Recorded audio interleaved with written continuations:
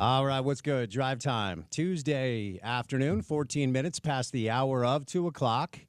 Beautiful day outside. Beautiful spring day. Beautiful April Tuesday outside. And as it is every single day, it's good to have you along for the ride. Spence Checketts behind the mic. That is Porter Larson behind the glass on a jam-packed Tuesday show with a lot of different things to get to on the program. NBA playoffs last night, doubleheader. NBA playoffs tonight, triple header. We'll get into the games last night. A couple of takeaways from watching Cade Cunningham and Kawhi Leonard do their thing. As I said yesterday, as I often say, and I'm not the only one, a lot of people repeat the moniker, if you are a superstar player in the landscape of pro basketball, you go on the road in the playoffs and you win games. And that's what Cade Cunningham did last night in MSG. That's what Kawhi Leonard did last night at Ball Arena in Denver. And we've got some good series now as Denver and the Clips are deadlocked at 1 apiece, and the Knicks and the Pistons, a throwback for all you 80s and 90s NBA fans, deadlocked in 1 game apiece out well. So we'll get to some takeaways as well. We'll get to some takeaways from those games. We'll get you ready for the triple header tonight. NBA TV has Milwaukee and Indianapolis because, of course, Dame Lillard is going to play tonight after recovering from his blood clot issues. We're going to see Dame on the floor, which is good because the Pacers took game 1, trying to go up 2-0. Can the Grizzlies stay within 50 tonight against OKC? We'll have to wait and see. Game 1 was a bloodbath, even with a very mediocre performance from their superstar Shai Gilgeous-Alexander. And then the late-night game, a lot of people going to be tuned in on Turner Sports to watch the Timberwolves take on the Lakers. The must-win moniker sometimes is a little bit silly, but the fact of the matter is, in NBA history, when you go up 2-0, you win a 7-game series 93% of the time. So, a lot of pressure on LeBron, a lot of pressure on Luka. NBA playoffs tonight. The Stanley Cup playoffs roll on with a couple of really fun games last night. As I said yesterday on the program and continue to repeat, if you are new to this sport, because hockey is new to Salt Lake, check out some of these playoff games, man. It was fun. Caps, Canadians in overtime. Ovechkin game-winning goal. The Jets took care of the Blues. Stars beat the Avalanche also in overtime. And the Kings beat the Oilers. And every one of those games last night, a one-goal game. We got 4 NHL games tonight. The Devils and the Hurricanes, the Senators and the Maple Leafs, Panthers, Lightning, and the Wild, and the Golden Knights.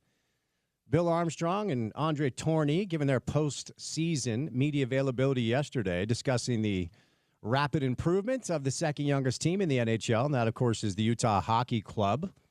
So we'll do a little hockey on the show, do a little NBA on the show.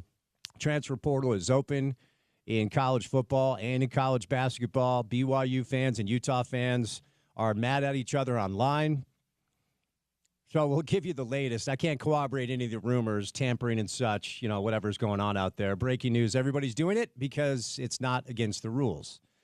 But we'll give you the latest. There's a new cornerback edition for the University of Utah football program that we'll get to know a little bit and talk about, potentially some other additions and hopefully no subtractions prior to the transfer window closing in college football coming up on Friday.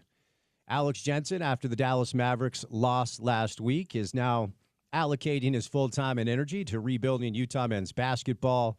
7 roster spots still available for Alex and Coach Chilius and Wes Wilcox and such. So the latest there as well. Of course, it's NFL Draft Week.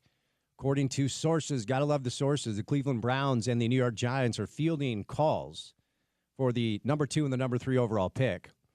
And a report today out of New York that the Giants are keen on one Jackson Dart, not at number 3, but potentially trading back into the first round and maybe grab Jackson Dart. I guess they're not very high on Shedeur Sanders. So we are your home of the NFL draft in the market. So stay tuned. Starting on Thursday at Lambeau in Green Bay, the NFL draft, will go all weekend long. It's a really fun event for NFL fans, just kind of pining for a little football. Real Salt Lake back in action against San Diego, an expansion side. It's the first trip that RSL will make to San Diego. San Diego came here early in the season and beat RSL. Unfortunately, right now, that seems to be status quo. Of course, it has been kind of a chaotic couple of weeks with the ownership transfer. A striker, according to reports on the way, and RSL has appealed the red card that was given to Diego Luna. And we actually have an update on that we're going to bring to you later in the show, so stay tuned for that. First guest right out of the gates, Tony Jones, one of our favorites from The Athletic, covers the Jazz when the Jazz are trying. Right now he's covering the Nuggets. He does NBA draft stuff too. Cooper Flagg announcing yesterday that he has entered the NBA draft, and nobody's surprised, so we'll do some hoops with Tony. We'll continue that with Tim McMahon, who these days is mainly on the beat of annoying Nico Harrison at every chance he gets. And then Smitty live in the studio. We're going to do a lot of draft with Smitty today, and we'll do some playoffs as well. Smitty will help us understand what the Jazz are doing right now, trying to prepare for May the 12th when they're going to find out where they will draft. And then on June the 25th, NBA draft coverage. And we're going to have Smitty. We're going to have Gordy Chase, and we're hoping to have Bill Riley. Me, Bill, and Gordy did the draft show for years. We're going to be out and about potentially as well. If you guys are looking for a fun place to grab some food, maybe have a beverage or two to come hang out with us, we'll let you know where that is as soon as that is official. So after Smitty stops by live in studio, the president of Real Salt Lake is John Kimball, and John will have some breaking news for RSL fans coming up in the 4 o'clock hour, so stay tuned for that. Tony Jones, Tim McMahon, Richard Smith, John Kimball, me, Spence Checketts, all of you, the great listeners, and that guy, Porter Larson. Have you been tampered with in the transfer portal? Has anybody contacted you? Yeah, but here's the issue. When you're talking about tampering, there's got to be some teeth behind the enforcement behind it, right?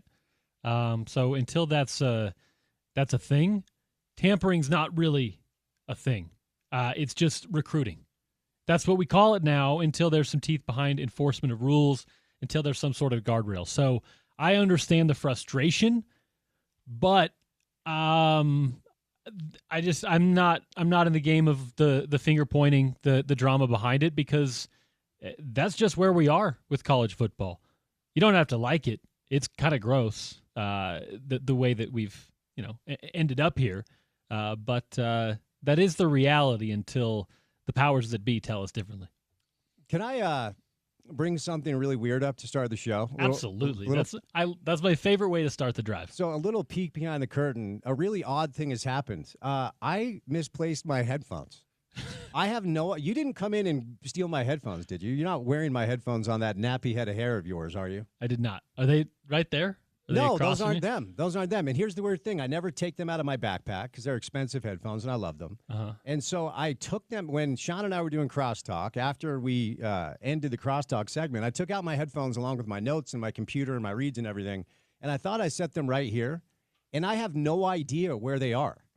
It's not like misplacing a quarter. It's not like misplacing like a key.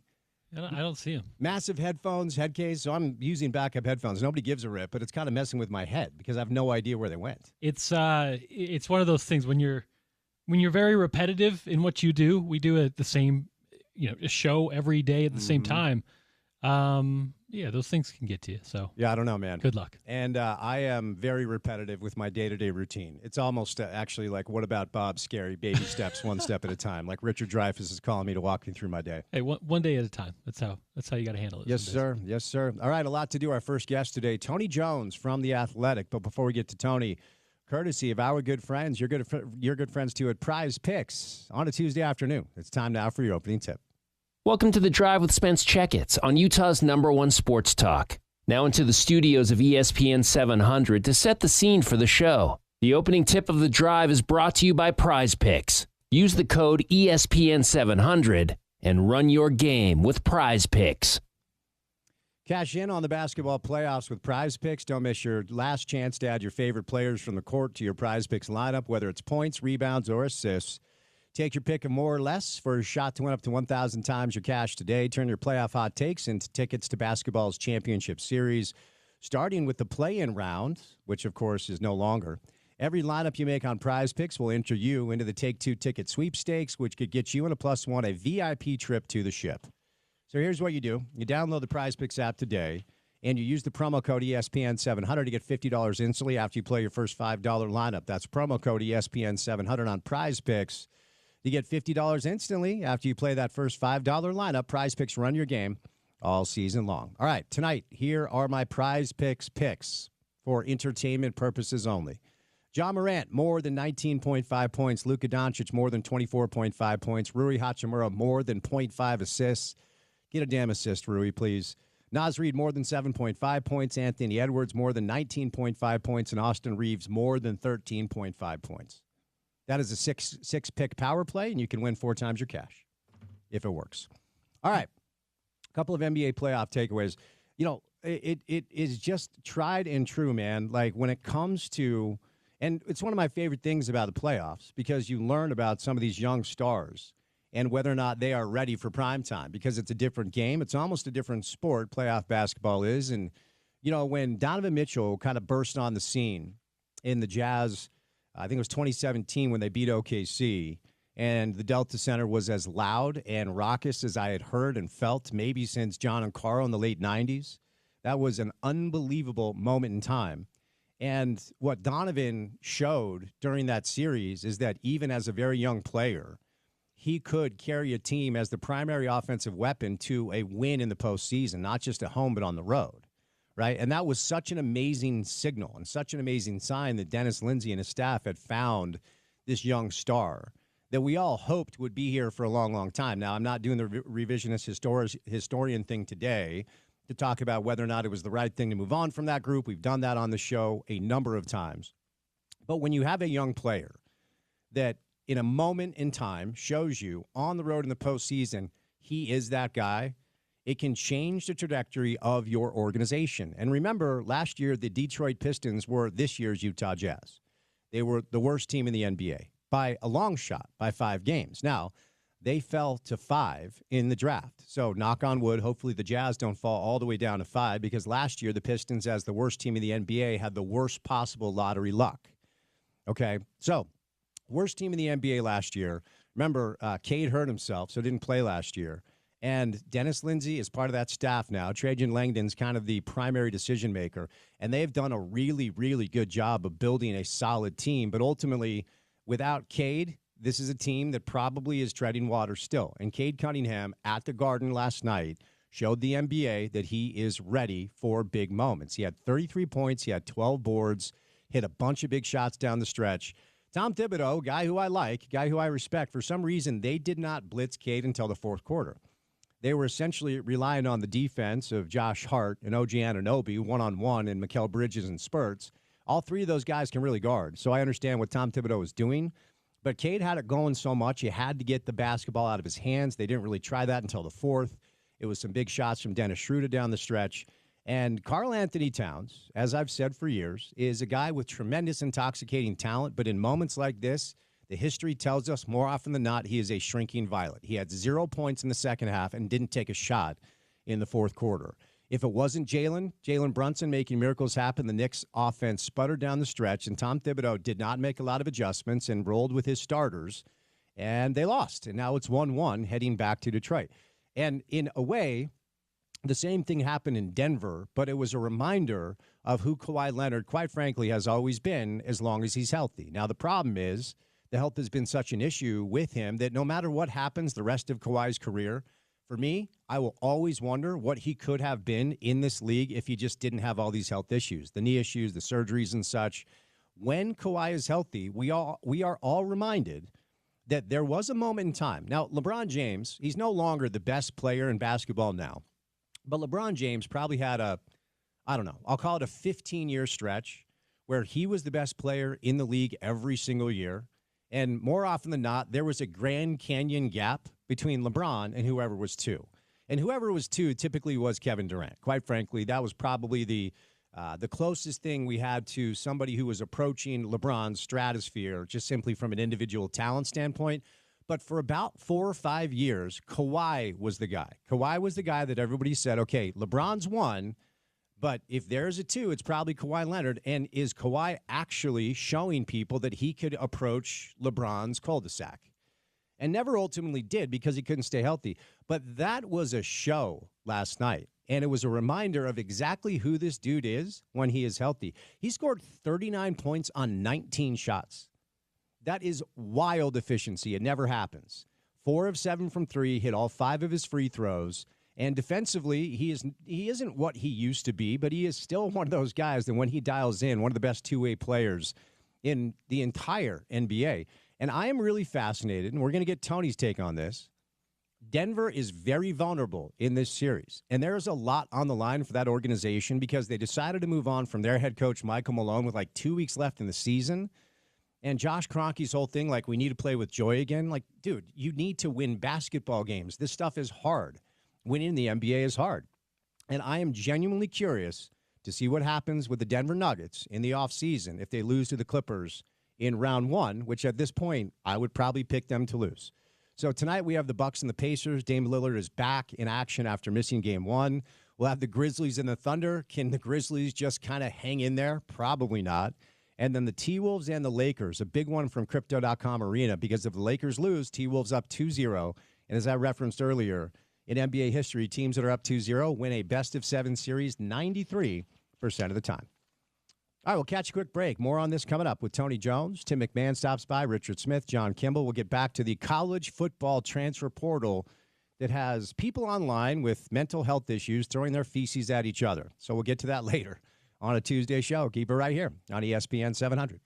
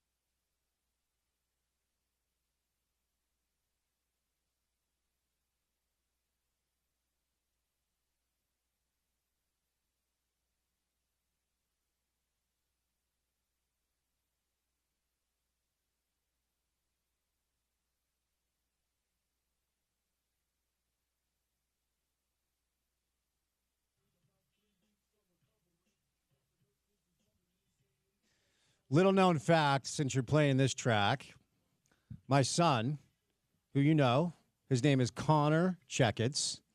And so when he was born, and that was the name we landed on, my friends still to this day call him Little C's after this song because his initial CC. Wow. Little C's. And I like that. Little C's about to turn 24, man. I have a 24-year-old son. That'll make you feel old. It will. I mean, I don't know that. But having a 24-year-old son, I'm seeing like more and more, right? Kenyon Martin Jr., Asante Samuel Jr. is like now a NFL veteran. Yep. Yeah, we're washed. No, it's wild, and you'll never know it because you hate children and puppies and fun things. I love puppies, just to Okay. be very clear, and some children. Okay. Okay. You know what? We're going to leave that there because we have Tony Jones on the line. Tony Jones, Tuesday afternoon. You've got grown kids, man. There's nothing that makes you feel older than watching your kids grow into literal adults, yeah? I have a grown kid. I still have a teenager. So, fun Tony Jones fact. Lil C's was a childhood friend of mine. Stop it, dude. Come on. Not your Lil C's. The real Lil C's. The real little, did you play basketball with him? No, he didn't play ball. He was into other things. But his name is Wani. And yeah, we went to middle school together. Oh, wow. Okay, real quick, we have some breaking news, Tony. Zacharias Williams has entered the transfer portal. Utah wide receiver Zach Williams. He is the leading returning wide receiver. So we'll get back to that coming up in a little bit. But while we're in this space, Tony, we're going to do mostly NBA with you. I've got some draft stuff I want to get to with you as well. But you're a guy that's covered really everything here in the market and elsewhere. What do you make of where we find ourselves in the world of college football and college basketball with the transfer portal providing so much chaos?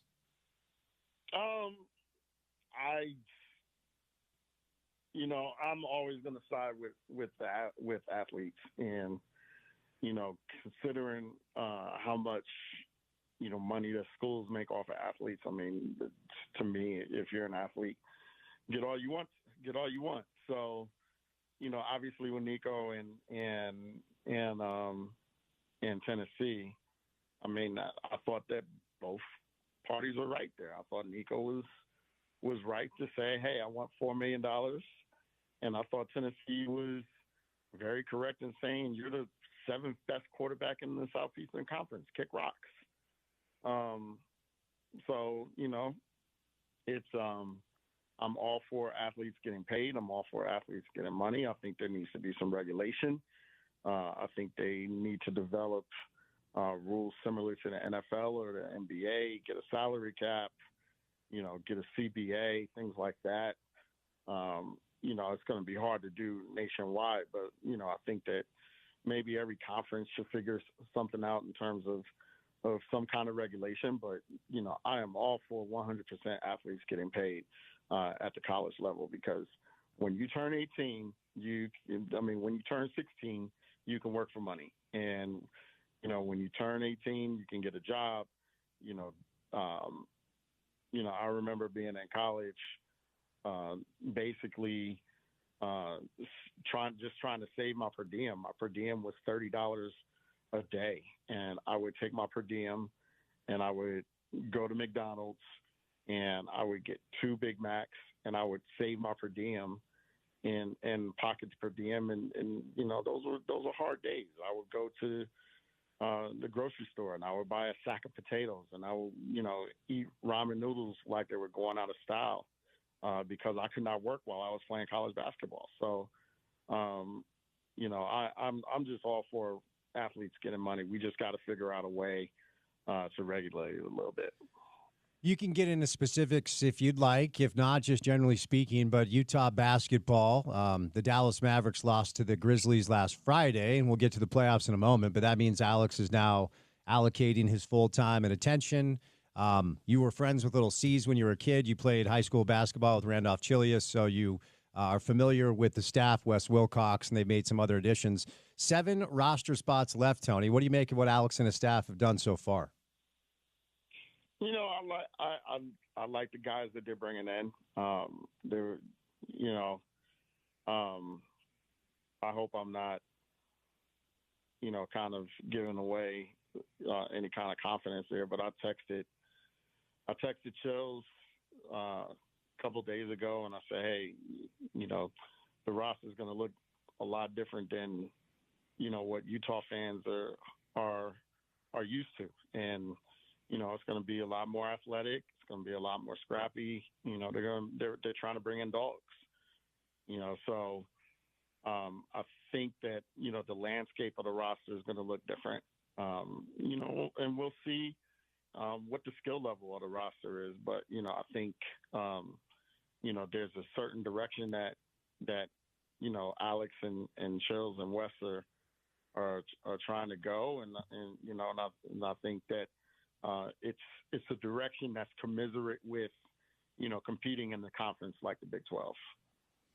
Same question about BYU. Robert Wright III transfers from Baylor to Brigham Young, and Jeff Goodman reporting that Robert Wright signed $1 million deal to stay at Baylor, and BYU tripled it. We know that A.J. DeBance is getting in the neighborhood of $7 million for 5 months of basketball. And Gary Parrish, and I like Gary a lot, friend of the show, released his way too early top 25 for next year, and BYU is number 5 on his list. So same question. What do you make of what we're seeing down in Provo? Yeah, I think BYU's got a top 5, top 10 team. I mean, I think that's, on paper, that's pretty obvious. I mean, especially, Richie Saunders and A.J. DeBance are, instantly one of the best wing duos in the country. Robert Wright was very, very good.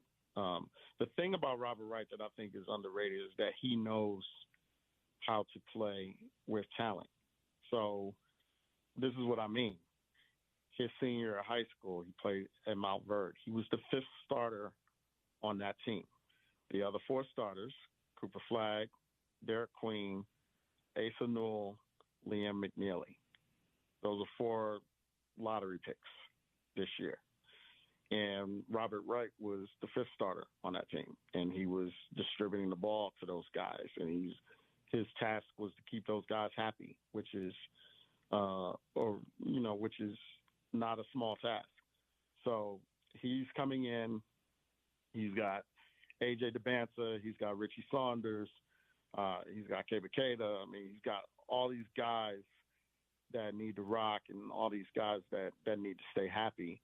And Robert Wright basically played with, possibly the most talented high school starting 5 in the history of high school basketball. So, I think that experience is going to help him at BYU. And, and I think that BYU's got a chance to be a Final Four team next year. Yeah, it's hard to argue with what they have on paper. There's no official news about Richie just yet. I'm sure he's going to go through the pre-draft process, and I'm told that BYU's made a 7-figure offer to get him back. So, all right, we'll move on to some NBA basketball. And before we get to the playoffs, just since we're in Salt Lake City, let's talk a little Jazz before we get to kind of what's going on. We'll talk Nugs and Clips, etc. Just big picture, Tony, and we revisit this every week, but radio is not linear. Cooper Flagg enters the draft, and nobody's surprised. The draft lottery is on May the 12th. The draft will be June the 25th. They've got some decisions to make on the roster. What are you hearing about the Jazz as far as how they'll approach this offseason? And obviously, a lot will be predicated on where they're going to draft, and we'll find that out on May the 12th. Well, they can't really form a real plan until they figure out where they're going to be picking in the lottery. And the season for them ended really, really recently. So,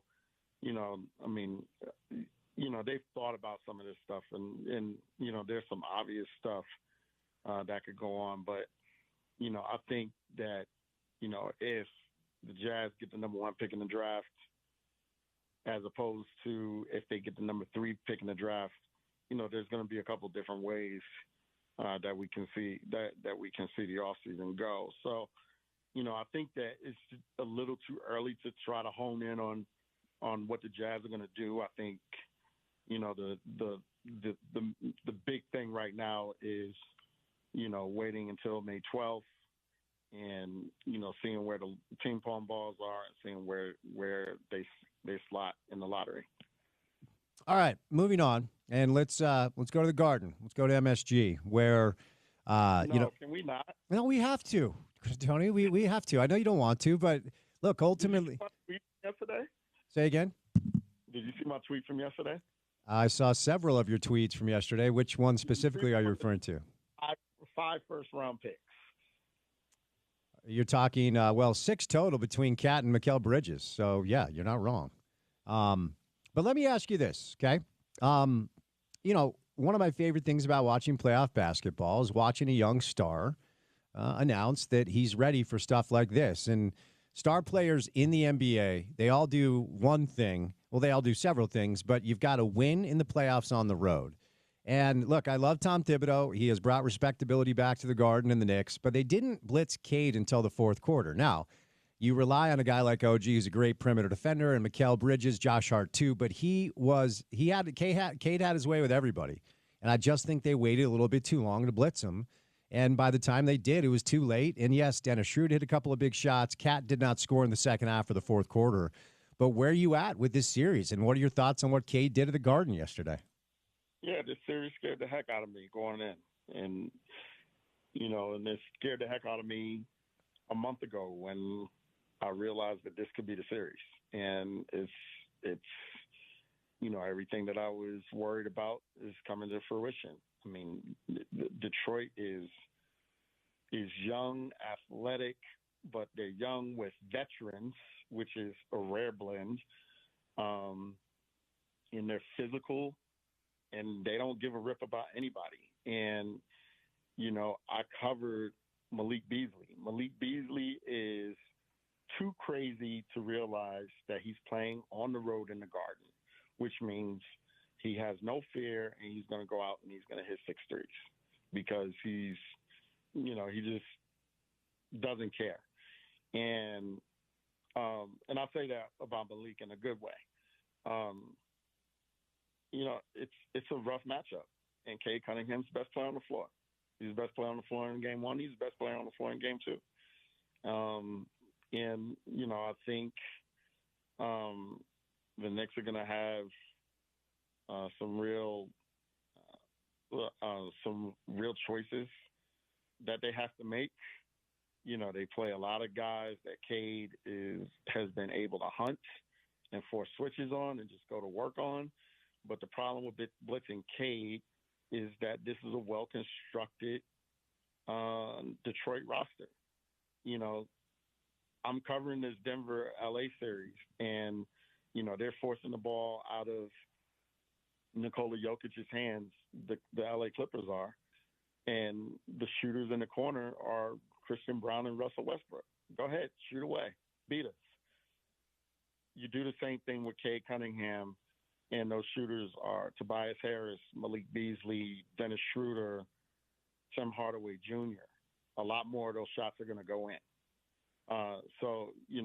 Detroit's a well-constructed team. They are long. They are athletic. They defend well. Asar Thompson is a real weapon with his athleticism and his length against Jalen Brunson. I thought going into this series, this was going to be a difficult series, and it's just played out that way. It is going to be a hard series for my Knicks to win. Jazz Angle here. You tweeted out that Cade Cunningham reminds you of Dylan Harper. Now, we're hoping that the Jazz get 1, but if they get 2, Dylan appears to be the pick. So elaborate on that a little bit. I kind of like the comp. And if that's the deal, I think Jazz fans would be very happy with it. Their calling card is that they are both 6'6", 6'7", really skilled, great footwork, really good handles, but they can't be sped up.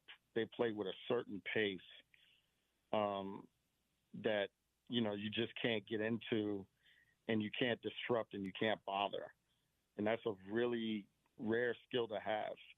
And Dylan plays that way. Cade has always played that way. I think people said, hey, Cade was a better shooter, maybe a better distributor. I don't know about better distributor, but, the way they both play pick and rolls, the way, both of those guys score on from three levels, but the pace that they play with at their size, it's just really striking, to watch both of those guys play. So, when I watched Dylan Harper this year at Rutgers, I mean, he reminded me of, the kind of pace that Cade Cunningham played at. And now you're seeing, it took 4 years, but now you're seeing Cade just kind of fully formed. And, if the Jazz get Dylan Harper, you got to hope that 4 or 5 years down the line, this is what it looks like, the all-NBA level of Cade Cunningham. All right, moving over to the series that you're covering, and I talked about this during the show open. LeBron probably had, I don't know, we'll put in the neighborhood of 15 years where he was clearly the best player in basketball, and there was always a debate about, okay, who's number two? And there were some years where it felt like there was a Grand Canyon gap between LeBron and whoever was number two. And I would say Durant probably for a generation will go down, maybe as the second best player to LeBron. But for about 4 or 5 years, when Kawhi was healthy, there were conversations about, okay, it's LeBron, and then it might be Kawhi. And Kawhi is inching closer and closer to maybe even living in LeBron's cul-de-sac. And, of course, the health issues, Tony, for me, no matter what Kawhi does the rest of his career, I will always look back on his career and wonder what could have been for a number of reasons. He was the perfect heir apparent to Tim Duncan in San Antonio because he felt like a Spur, just a worker that was going to show up and grind. He wanted to live in L.A., spent a year in Toronto, won a championship, and he's landed in Los Angeles. And when he's healthy, we're all reminded of like, oh, yeah, that's right. That's who that dude is. So you did a good job of breaking down the issues with the Denver Nuggets, and certainly we need to get into that. But what was your takeaways watching Kawhi last night? 39 points on 19 shots. That's just stupid. It was one of the best performances I've ever seen live at any level of basketball. At one point, he was 13 or 14 from the field. Yep. it was just a certain mastery that he had. And the pop off the dribble is back, as well as the strength, the ability to get to his spots. He just dominated. And that was what my story was predicated on. This is one of the first time that last night was one of the first times in years where I've watched a game that Nikola Jokic was in, and he was definitively not arguable, definitively not the best player on the floor. And and Denver just has no chance of winning a series if Nikola's going to get outplayed by Kawhi to the degree that he got outplayed by Kawhi last night. And Kawhi turned in. That was an all-time level game. LeBron in, I believe, somewhere 2013, 2014. He had a 49-point game on like 20 shots, something ridiculous like that. Steph, I've seen Steph had like a 45, 46-point game on, 19, 20 shots. 39 points on 19 shots is, just insane. It's insane efficiency. And, I don't know why the Nuggets didn't just start going anybody but Kawhi at some point in the fourth quarter. And they kept letting Kawhi crucify them. But, it was, God, I shouldn't have said the word crucify 3 days after Easter. I'm so sorry, Lord. Carry on. But it was definitely one of the best performances I've ever seen at any level of basketball, while I was in the building. And, he took over the game, and, the Nuggets are going to have to figure out a way to not let him take over the series. I'd love to see 7 of these. That's how fun the first 2 have been. What's your feel for the rest of the series before I cut you loose? Yeah, I think we obviously have to see what happens in LA. I think Nikola was correct yesterday when he said, this series could be 2-0 Denver or it could be 2-0 LA. I mean, if you're, Denver or you're LA, you know, you're a few plays away from being up or down 0-2 in this series. So it's gone to 1-1. It into a dome is going to be, crazy on Thursday. Shout out to the league for putting this series on NBA TV on Thursday. But it's a series that I hope goes a long time because the first two games were really dynamic, and I think that if the first two games are any indication, this series deserves a pretty long run. All right, my guy. Well, I appreciate the time. Enjoy that series. You're covering a doozy. It's going to be good. And travel safe and reach out if you need, okay? Yes, sir. I appreciate you as always, my guy. Tony Jones covers the NBA for The Athletic, typically covers the Jazz, but the Jazz, are not playing again in the spring. So he's on the Nuggets and the Clippers beat. A lot of good draft stuff, too. If you're a Jazz fan, Tony covers that. At T. Jones on the NBA is where you find him. And Tony is still a very active tweeter. It's pretty rare these days, but you can get a lot of good stuff on Tony's Twitter feed. Thanks, my guy. Appreciate it, man. Was that a second thank you before he hung up the phone? Or Sorry, he was talking to me. Oh, gotcha. Okay. Well, I mean, I appreciate multiple thank yous. And He was still on. I didn't know he was still on. No, I just also appreciate Tony repenting instantly after he said crucify 3 days after the Easter. So good self-awareness there. Too soon. Tony stops by courtesy of IFA Country Stores. IFA Country Stores, they have everything you need to care for your lawn, no matter its size or shape. Their 4+ lawn care program can promote healthy green grass this summer. Visit with their team of Pro Turf and landscape consultants to help provide products and services to local baseball, soccer fields, golf courses, parks, and other city properties throughout Utah.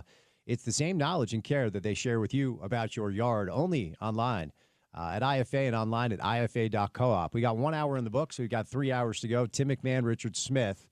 That is your 3 o'clock hour on a Tuesday. The breaking news that is not good news for Utah football is that Zach Williams has entered the NCAA transfer portal. A lot of people thought Zach, known as Zacharias last year, but he's gone as Zach this year, would be wide receiver 1 for the Utes. That is a position of need and not of depth. Now they've lost their top-end wide receiver. They have until Friday to add some players, and we'll keep you up to date if anything comes our way. Tim McMahon joins us coming up next on a Tuesday Drive right here on ESPN 700, 92.1 FM. We are proud to be part of Utah's ESPN radio network.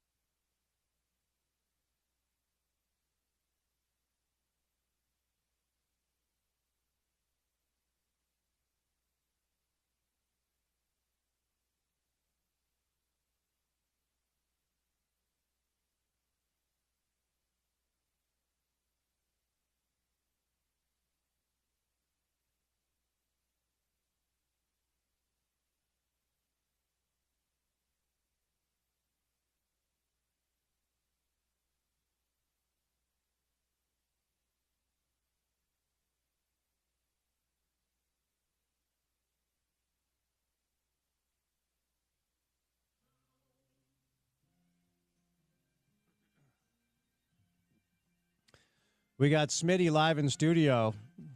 Richard Smith will be with us for an hour. Spent 40 years with the Utah Jazz front office. John Kimball, president of Real Salt Lake. And a little bit of breaking news, I'm told John will drop coming up in a bit. 3 o'clock hour Tuesday afternoon, it means it is time for our weekly visit with a very important media member who has been very busy as of late. You know him, you love him, Dan McMahon. Tim McMahon, happy Tuesday, sir. How are you? Howdy, partner. I'm just swell hanging out here in Oklahoma City, hoping that the Thunder can make this a quick one. I'd like some rest between series. I don't think the Grizzlies can put up much of a fight. I'm quite sure they'll make it a quick one, Tim. Do you think Game 2 is at least a little more interesting than Game 1? I mean, I would hope that they can keep it a little bit closer than 51. I think we're probably going to see something in that 15, 20, 25-point range. These just ain't a fair fight. One team's really, really good. One team's looking for a nice vacation destination. You know, I was thinking about this when I saw your name on the rundown because pretty much, every week for the past 3-4 months or so, after OKC kind of established themselves as the dominant team out west, I would ask you, which team is keeping Mark Daigneault up at night? And my question to you now is any team keeping Mark Daigneault up at night? I don't know about keeping them up at night. I do, the Thunder aren't assuming they're just going to cruise through the Western Conference. I think, they've talked about their challenge. Their challenge now being basically, hey, it's a competition within themselves. Don't get their heads gassed up after a 51-point win. Stay sharp. Stay focused. Take care of your business here. But, man, whoever wins this 4-5 series is going to be, some competition. The Clippers look good. They look good. They've looked good for a while. Kawhi looks like the dude who's been a finals MVP.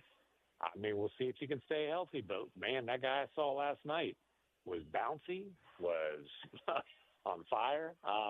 So I honestly think that the Clippers-Thunder could be a heck of a series, also with some crazy storylines. The Paul George trade that obviously helped launch this rebuild, this unbelievable rebuild in Oklahoma City, it can still pay off for the L.A. Clippers, despite the fact Paul George is no longer there. Because without that, there's no Kawhi. And again, Kawhi right now, man, he's looking like a guy that was worth giving up a whole lot of stuff to get. Yeah, no doubt. And we'll get there in a moment. But, I wanted to kick the tires with you. And the best way I can describe this is you remember the classic Jim Carrey comedy Dumb and Dumber, 1994. You remember the movie, yes, Tim? Oh, yeah.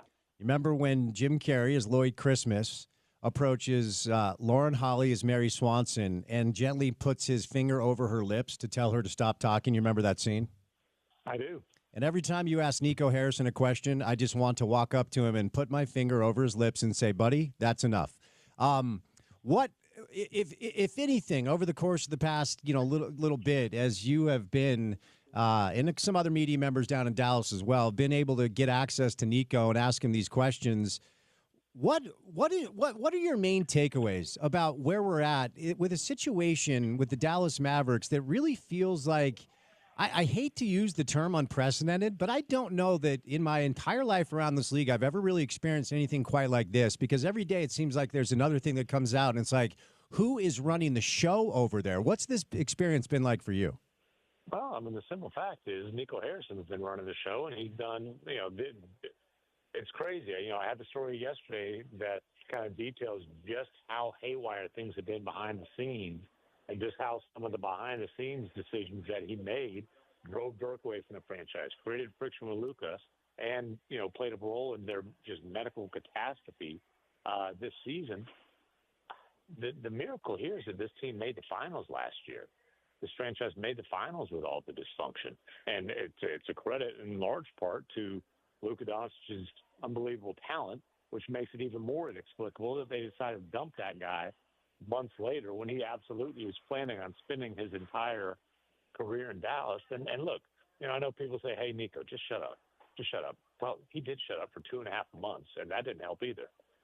Patrick Dumont forced him to do that weird, closed doors, invite-only thing, and I was certainly a part of that and, got my I got what I needed out of that. I was not there yesterday. I'm up here in Oklahoma City. I was planning to meet the Mavericks here. They didn't qualify for the playoffs.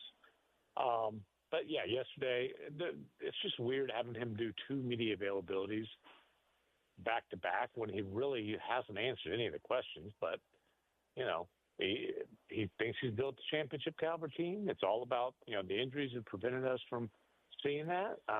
Okay. But it's championship or bust. That's the only way you could even convince yourself that this trade was anything close to a success for the Mavericks, and that's an awfully high bar to clear when you've got 2,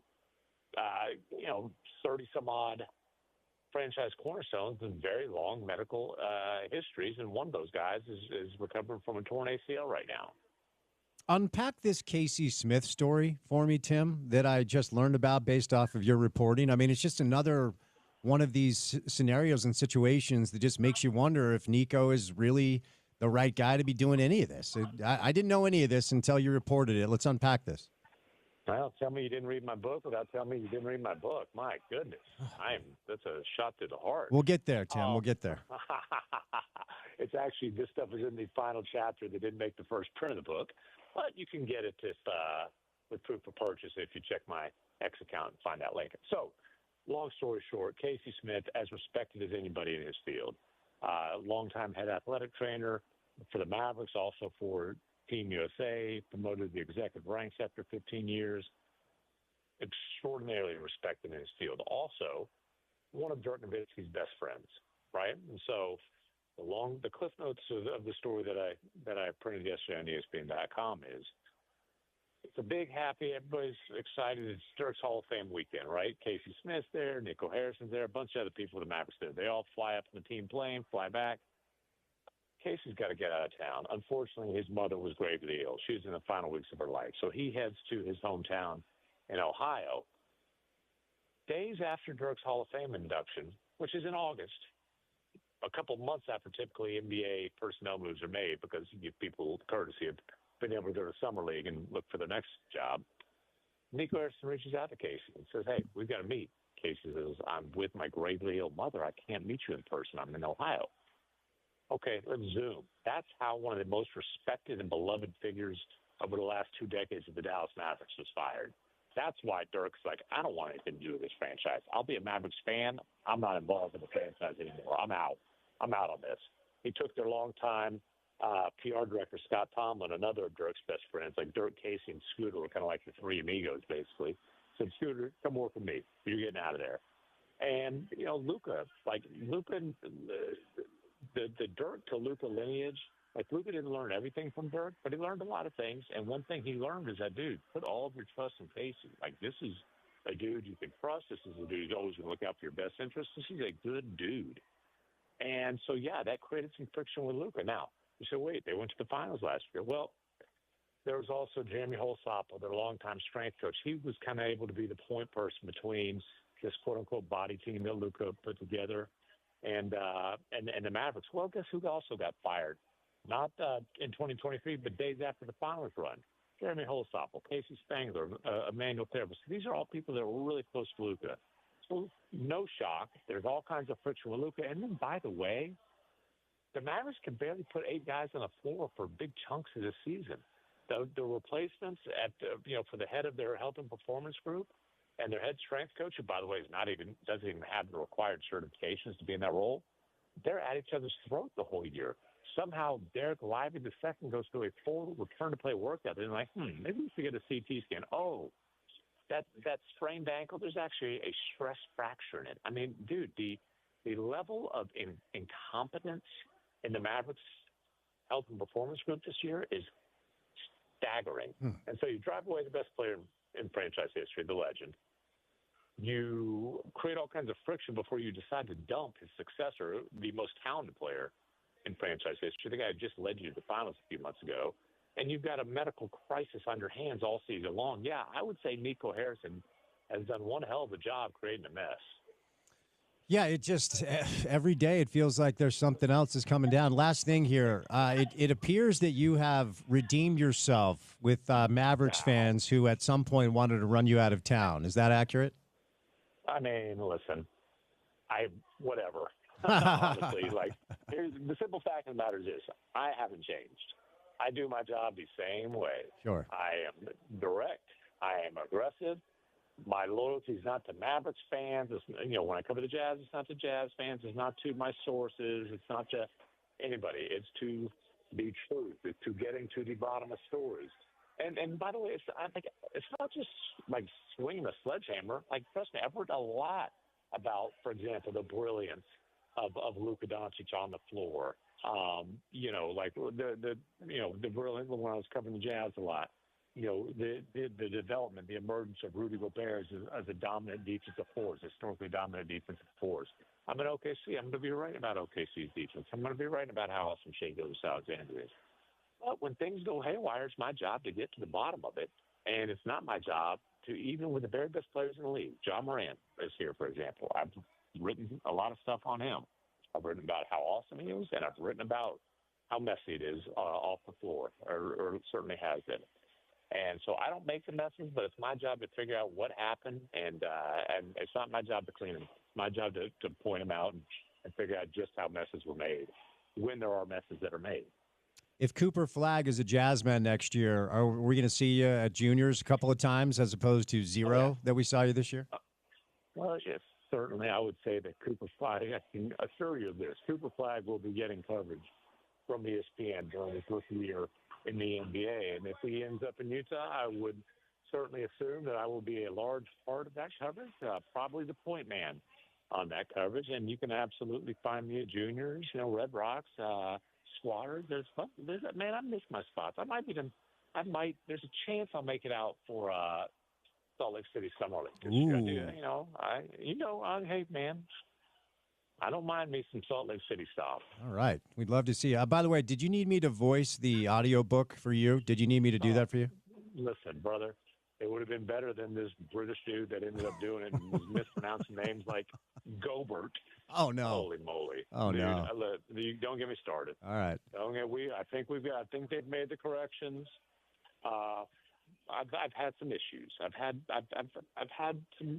a bit of frustration in that regard. Okay. All right. Well, Smitty, who's going to be in studio coming up next, wanted me to pass on that he has read your entire book and he very much enjoyed it. So there's little flowers for you, Tim, on a Tuesday. But let's go back to Clips Nugs. And, I talked about this earlier. I don't know how many years LeBron was the best player in pro basketball. If we call it 14 or 15, I don't know, something like that. And whenever the debate would come up about who's second to LeBron, I think Durant was the name that people would come up with. But for about 4 or 5 years, it was Kawhi. And even to the point where I'm not saying Kawhi was ever better than LeBron, but there were nights where you'd watch Kawhi and you'd be like, I don't know how many people are better than he is at what he does. And no matter what he does the rest of his career, I'll always look back on Kawhi and wonder what could have been. He seemed like the perfect heir apparent to Tim Duncan. He seemed like the perfect Spur. And then, I don't know if it's people around him or whatever, wanted to live in Los Angeles, wins the title in Toronto. But at least for a snapshot moment last night, if anybody forgot, man, that's what that dude looks like when he's right. So in a vacuum, how did you digest that performance from Kawhi Leonard last night? Oh, yeah, and the biggest thing that's happened to Kawhi, forget changing teams and all that. It's just that the knee and the body has betrayed him. But he's healthy now, and, dude, it's a reminder, there's a reason that they moved heaven and earth to get him. There's a reason that they gave up all that they gave up, and man, is it a lot. Shai Gilgeous-Alexander, Jalen Williams, picks to come to get him via the Paul George trade. Again, it's the Paul George trade. But the whole point of that trade was that's what Kawhi said. If you do this, I'm there. And so that can still pay off. And it's not like, hey, Kawhi's just turning on for the playoffs. You look at the last month and a half of the regular season, he was playing at a first-team All-NBA level. But, yeah, you're watching him, and you can just see it. You can just see it in the way he's moving. You can see it in the way he's elevating. He's back to being, springy. And, man, Kawhi has had some of the best playoff runs, and the playoff run in Toronto was unbelievable. He's also had some of the best playoff performances, even in a Clippers uniform. I remember they come to Dallas, and it's a Game 6 in Dallas. Mavs are up 3-2 in that series. He's dealing with Luka Doncic, and Kawhi had 40-some-odd points, crazy efficiency. He's guarding Luka down the stretch of that game. The Clippers pull that game out and end up winning the series in 7. But I don't know how many better playoff performances I've witnessed live with my own eyes than the one that night. So he obviously hasn't been able to stay healthy. They flamed out in the bubble. That was their best chance. He hasn't been able to stay healthy for a playoff run since. But, man, the Clippers, they've been playing really good basketball for a while. You know, your old buddy Jeff Van Gundy's doing a hell of a job as their defensive coordinator. You know, they've got Kawhi. Harden's playing at a high level. Zubats has emerged as Zubats is a really, really, really high-level type of player. Like, he wasn't an all-star, but that's the kind of impact that he had this year. And I don't know if the Clippers are going to beat the Nuggets. Joker's still the deepest player in the league. I think it's going to be a hell of a series. And then, the Clippers, though, dude, they're a force to be reckoned with. I told our buddy Tom Haberstroh yesterday that as somebody who was on the sidelines watching Jeff Van Gundy hold on to Alonzo Mourning's leg for dear life, and then watching Jeff take a punch from Marcus Camby, trying to hold him back from Danny Ferry, seeing Jeff hold on to the basketball and basically forced a jump ball with Nikola Jokic brought a tear to my eye. That was a beautiful, beautiful moment for me, Tim. Well, he had a little bit of help from that other assistant, but Christian Brown said the Joker had to get in the weight room after that. Van Gundy, he was holding on tight, boy. He wasn't letting it go. And unlike Matt Ishbia a couple of years ago, there was no flopping. No, he was holding his ground, no flopping. And listen, the curse of that flop is haunting the Suns franchise. They have not won a playoff game since that night. That's all I'm going to say. Do you think Jeff gets a head coaching job, a look at a job this offseason based off of what he's done with the Clips? I think he deserves a look. Whether he gets one or not, I can't say. Yeah. Honestly, it's let's just be straight up. It's tough for a guy who would kind of be perceived as a retread. Like I know, the Suns want kind of a fresh, young, energetic type of leader this go around. After flaming out, Vogel, who, by the way, Frank Vogel did a much better job than he got credit for in Phoenix. Obviously, the Bud thing. But, man, ask Ty Lue, ask any of those Clippers players what kind of impact Jeff Van Gundy's made there. I think and we'll see how many jobs come available is the other thing. But, I think you could do a lot worse than having Jeff Van Gundy as your head coach in the NBA. Yeah, no doubt, no doubt. All right, so before I say you lose, you're in OKC. We've already talked Grizz Thunder after that game one situation where Shea didn't even play well, and they still won by half 100. So let's do a little T-Wolves Lakers. It was interesting, Lakers going small, and Coach Finch deciding to sit Rudy, and those of us around here know what that's like. But, of course, it worked. Naz Reid was good, and Minnesota just has so many big physical wing defenders. I didn't feel like LeBron responded at all to the physicality, and Luka got his. But what do the Lakers do tonight to get back into this, Tim? What do you think? Yeah, I mean, it is kind of this dance sometimes with Luka. If he's really getting cooking early on, you want to make sure everybody else still feels part of the flow. And I think that's something where he'll try to figure out a way to strike that balance a little bit better. But they just got to hold on to the rope. Dude, if this game – or if any of these games are close down the stretch, you really like the Lakers' chances because they've got two, premier closers, and the Timberwolves don't have one. The Timberwolves really struggle protecting a lead or those late crunch time situations. So they just can't let the Timberwolves run away with it in the third quarter like they did the other night. Last thing, just because I'm contractually obligated, do you have anything on the Utah Jazz at all? Anything at all? Yeah, I think I really like the purple. I'm glad they've leaned back into it. All right. The mountains, man. Okay. Come on, man. Those are classic uniforms. Okay. The highlighter yellow was a tough deal. I think the uniforms, they've got that right, and now they got to work on the roster. Tim McMahon on the uniform beat for the Utah Jazz. Thank you, my friend. Enjoy the game tonight. Appreciate you, brother. Tim stops by courtesy of our friends at Advanced Window Products. Great deal going on right now. If you need your windows replaced, the good news is they can get it done quickly, and you can save a grip of money. You save $2,500 when you buy 10 windows or more. But if you anticipate needing windows replaced as the weather gets warmer, because if you have window issues, when the weather gets warm, your house heats up, and you spend a lot of money on jacking up that AC, call today as well because you can get on the schedule and you lock in the savings. So you get $2,500 off. When you buy 10 windows or more, it's our buddy Nate Orchard, the mayor of Sac Lake City, and Jake Weber, our friends on the show. So definitely get a hold of them. Call Advanced Window Products at 801-850-9100. That's 801-850-9100 or visit advancedwindows.com. Don't miss out on $2,500 off when you buy 10 windows or more this spring. Give the mayor a call today at 801-850-9100. Advanced Window Products, building, installing, and guaranteeing the best windows in Utah. All right, Porter, before we catch a break, let's get your take on the rough news that came down earlier for the University of Utah football program. So we were discussing this yesterday, and typically, at least recent history, when the transfer portal became a reality, this cycle that has happened is spring football ends for programs, and then players enter the transfer portal after spring ends because the spring transfer window is open now, and it'll stay open until Friday. So, for instance, BYU wrapped up their spring ball. They lost Harrison Taggart and Keelan Marion. Utah Forever 22 game on Saturday, and anticipating some news coming down this week, but I did talk to a couple of coaches on Saturday, and they told me that they were not expecting any news as far as players transferring as it pertains to players that they were going to rely upon.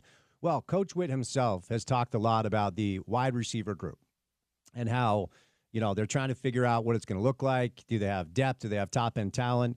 And Zacharias Williams from a year ago, he's going by Zach Williams now. I think a lot of people felt like he was going to be wide receiver one. Devin put a beautiful ball on Zach Williams on Saturday. Zach made a great catch for a touchdown. So news comes down an hour ago that Zach Williams has entered the NCAA transfer portal. What's your reaction to the news that just broke? Yeah, well, obviously that's a hit. Anytime you get a transfer portal loss, it's going to be a hit. But when it's a guy that is projected to maybe be your number one wide receiver, that's something Utah will need to address. Now, I do like to remind folks that it's not final. Mekhi Bernard was in the transfer portal several times and ended up finishing out his career with Utah. I know that's an outlier, but still a possibility. But now it leaves for the Utes in the room guys like Dadrian Zipperer, Creed Whitmore, a transfer that there's quite a bit of excitement about. And from there's just not a lot of proven guys. Some good things from camp and spring, from Rayshon Glover, but outside of that, Utah is really, really thin in the proven athletes department. We've heard good things from their wide receiver coaches and that they like some of the guys that are in the room, but we haven't seen it yet. And despite their confidence in some of the lesser known guys in that room, they're still going to go to the portal. For wide receivers specifically, I would say probably two guys at least that Utah is going to target in that portal, and they'll probably have a fair amount of NIL allotted towards them because it is right now a real position of need. So if any news comes down, and hopefully news does come down prior to the Friday deadline when the window will close, of course, we'll bring that to you, and we'll get back to some of the stuff coming up later in the 5 o'clock hour of the program. But coming up next, Richard Smith live in studio for an entire hour. John Kimball, RSL president. I'm told John will break some news for us today on the show regarding our local little soccer club. So plenty to do on this Tuesday drive. Keep it right here on ESPN 700.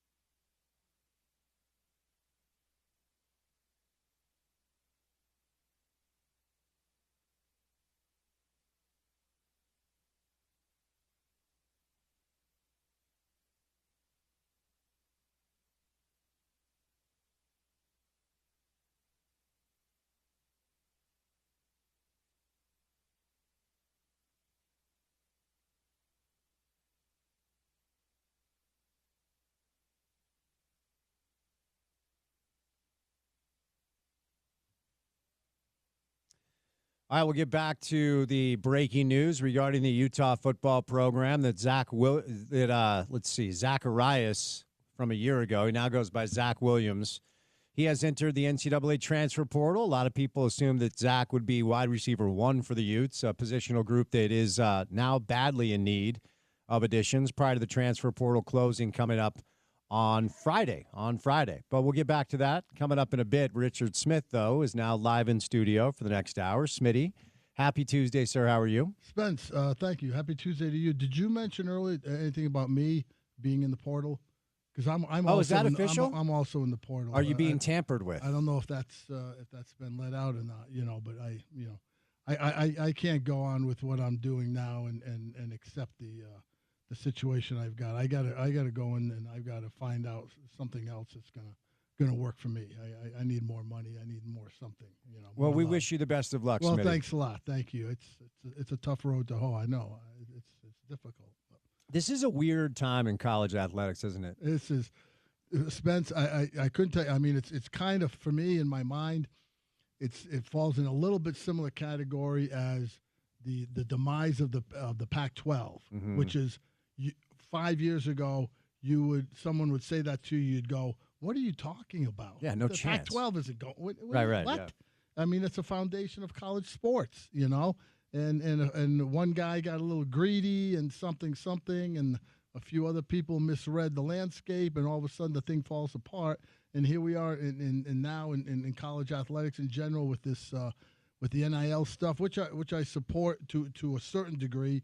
But the whole transfer portal, that's the nugget that I'm still having trouble grappling with. I just don't understand why guys are allowed to just come and go at a whim, even during the middle of a season, whatever, and that there's no commitments that are made that you're held to or whatever. It's just a free for all that really it goes to the Jerry Seinfeld line about not rooting for your team or your guys, you're just rooting for a bunch of laundry, and whoever happens to be in the unit. I just saw that the kid who was playing guard at Utah this past year, Mike Sharmantz. I can never say his last name.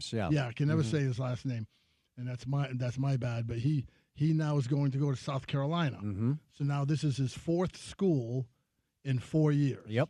Like I don't even know what is that. That is a perfect example of what is going on. Like how crazy, because you're not talking about Kevin Durant. Or you're talking about LeBron James. You're talking about some Mike Shreve, just like some journeyman guy who I guess literally wants to live by the moniker journeyman guy by going to a different school every year. Yeah, and while we're in the space, let's stay in it for a moment. And I hit look, the bottom line is things change, things progress, life moves on. And so I try not to exist in the space of what it used to be like, because I know that's an exercise in futility. But I do think for the community, one of the things that was always endearing about some of the Ute football teams and basketball teams of the past was like, Andre was here for a few years. Brett was here for a few years. Doliak was here for a few years. Van Horn, all those guys stuck around. Some of them stuck around for 4 years. And when they stick around, you get to know them. And so when the preseason rolls around, you're like, oh, I'm going to go see Keith tonight. I'm going to go see Andre. Britton's a senior. Can't wait to see what he does. And now you are cheering for almost a brand new team every single year. And I just wonder how that lands with fans. Yeah, and it's really interesting because you look at the attendance at games, and the attendance at a lot of college basketball games isn't great, and that's why you've seen some of them that have either when they've changed arenas or they've remodeled the places they play, they actually start shrinking the seating capacities down because they'd rather have a full house of 6,000 than a half empty house of 12,000, whatever. And so it's because I think there's just a lot of stuff going on now in terms of entertainment and accessibility for people on the internet and through different streaming services and all that kind of stuff.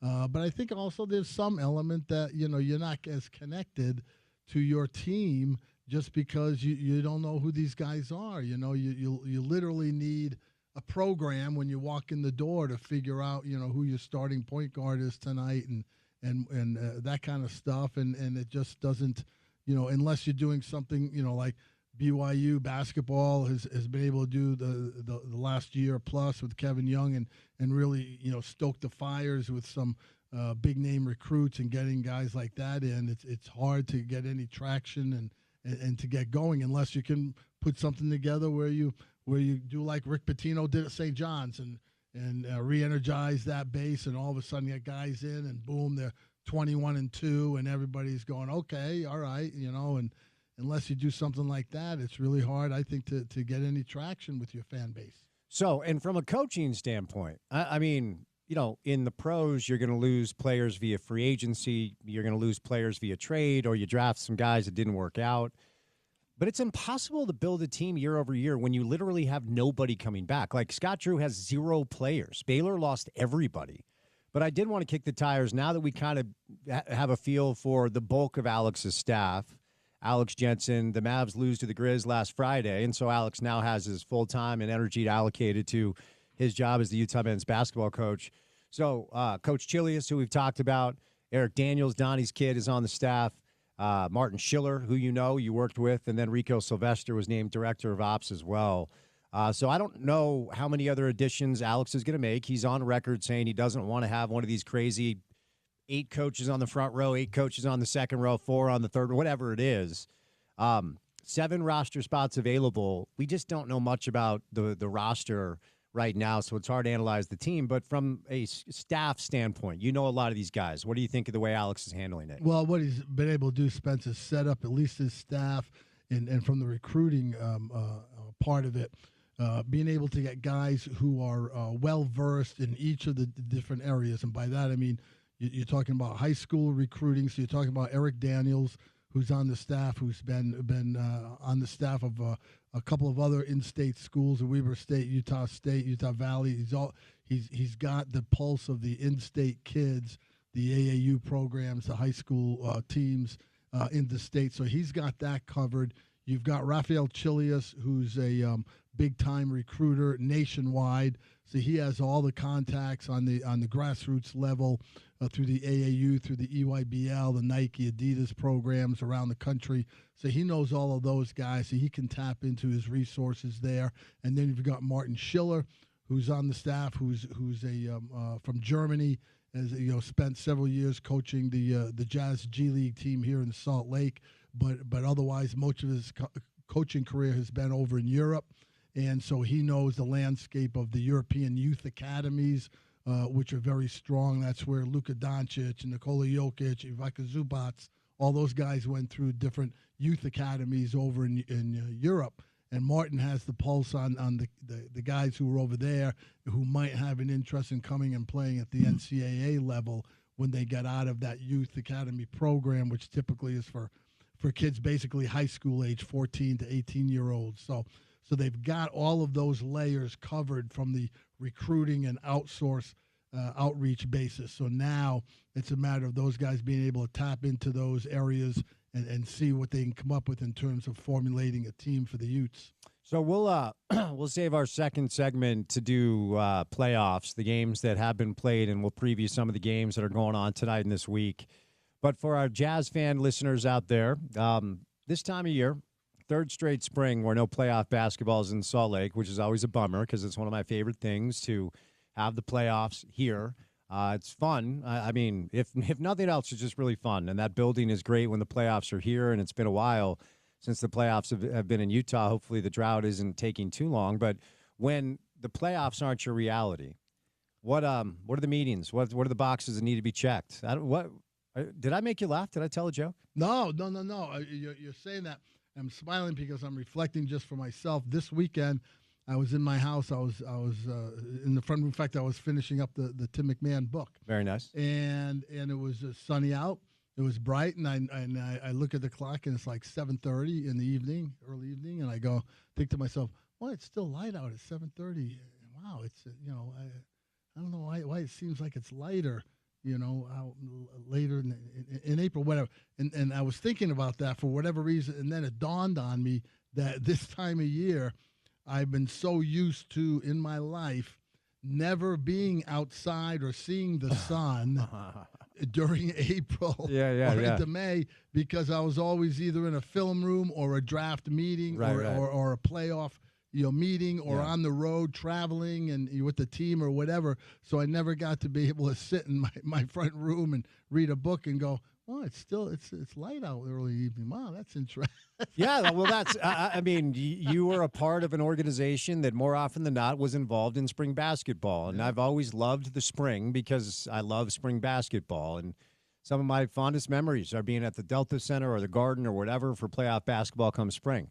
And I miss it. Not going to lie. I hope it comes back at some point and not in 5 or 6 years. And part of me is afraid that it's going to be that long. But when you're not in the playoffs, when you're not involved in the tournament, what are the points of emphasis? What's going on behind closed doors for the Jazz right now? Yeah, so the Jazz right now, they're organizing all their ducks in terms of starting to look at who they may want to try and bring in for workouts during the workout portion of the draft process, which typically begins right around or right after the NBA draft combine, which will be in the middle of May. Sometimes you have a few workouts before that just to get a feel for your staff about how you're going to organize those kind of things. This year, I think it'll be particularly busy for them because the Jazz have 4 draft picks. 2 in the first round, 2 in the second round, and they are spread all over the draft. They could potentially have the first pick if that comes up, if the lottery gods are with them on May 12th, and it goes all the way to the 55th pick in the second round. And so they're all over the draft board as far as options they have at this moment. And so unless they make some trades, some movements, which could always happen, they're starting to cover all of those areas. They're watching film. They're getting their all that stuff organized, the draft books together with all the information on all the guys who have entered their name into the draft process. Now that can change, and that's always an evolving process because guys will put their name in the draft and then they'll pull it out if they don't get certain kinds of response in terms of where they might go in the draft and go back to college, and that's also a process. And there's deadlines for that to come up toward the end of May, and then you have the international guys who can withdraw from the draft 10 days before the draft, so they can go in until whatever the date is this year, June 10th or June 12th, and then they can pull out. So, but you have to have all that homework done so that it's in front of you and you're not playing catch up at the last minute. And for the Jazz, this year's not such a big deal. Everybody looking at that potential, that lottery pick, and hoping that they get one of the top picks. But they've got a lot of picks this year and a lot of stuff that they've got to cover and make sure that they have all their T's crossed and their I's dotted. And so this is an important part right now before you get into the draft combine, before you get into the Euro camp, which will take place a week or so after that over in Europe in Treviso, Italy. Get into all the workout stuff that you're going to have to plan and execute during from mid-May to mid-June. So all those kind of things are in front of you. So you're trying to get a lot of your scouting, film work, organization, all that stuff in place now, so that you can, when you get to those points in time of the process, you can just start checking all those boxes and make sure you got all your bases covered. Let's talk about what players go through when they go through the pre-draft process, because we were talking a little college hoops earlier, and Richie Saunders has not decided yet whether or not he's coming back to Brigham Young. Now, the reports are BYU badly wants him back, and they're willing to pay him 7 figures to put him alongside A.J. DeBonsa, as well as some of the other players they have coming in. It's a good recruiting class, one of the top 10. But Richie's 23 years old. And so, at this point, if he has an opportunity to play NBA basketball, it might behoove him to start the process now because you want to get to that second contract. I don't know what kind of pro Richie is. He had a really good year last year. But for our listeners, for the context, what's Richie going through right now as he goes through this process? What does this look and feel like for BYU fans out there? Yeah, so what he's probably going through right now is if he hasn't already, what he should be doing is putting his name in. This is my opinion now. I don't know anything about Richie or what he and his family are thinking about the process. But I've always said this all along. Whenever the NBA started this process where you had a date where you could pull out, I don't know why every single college player doesn't put their name in the draft. I mean, you don't lose anything in the even if you're, the fourth guy off the bench for a middling team, Weber State or Utah or whoever it is.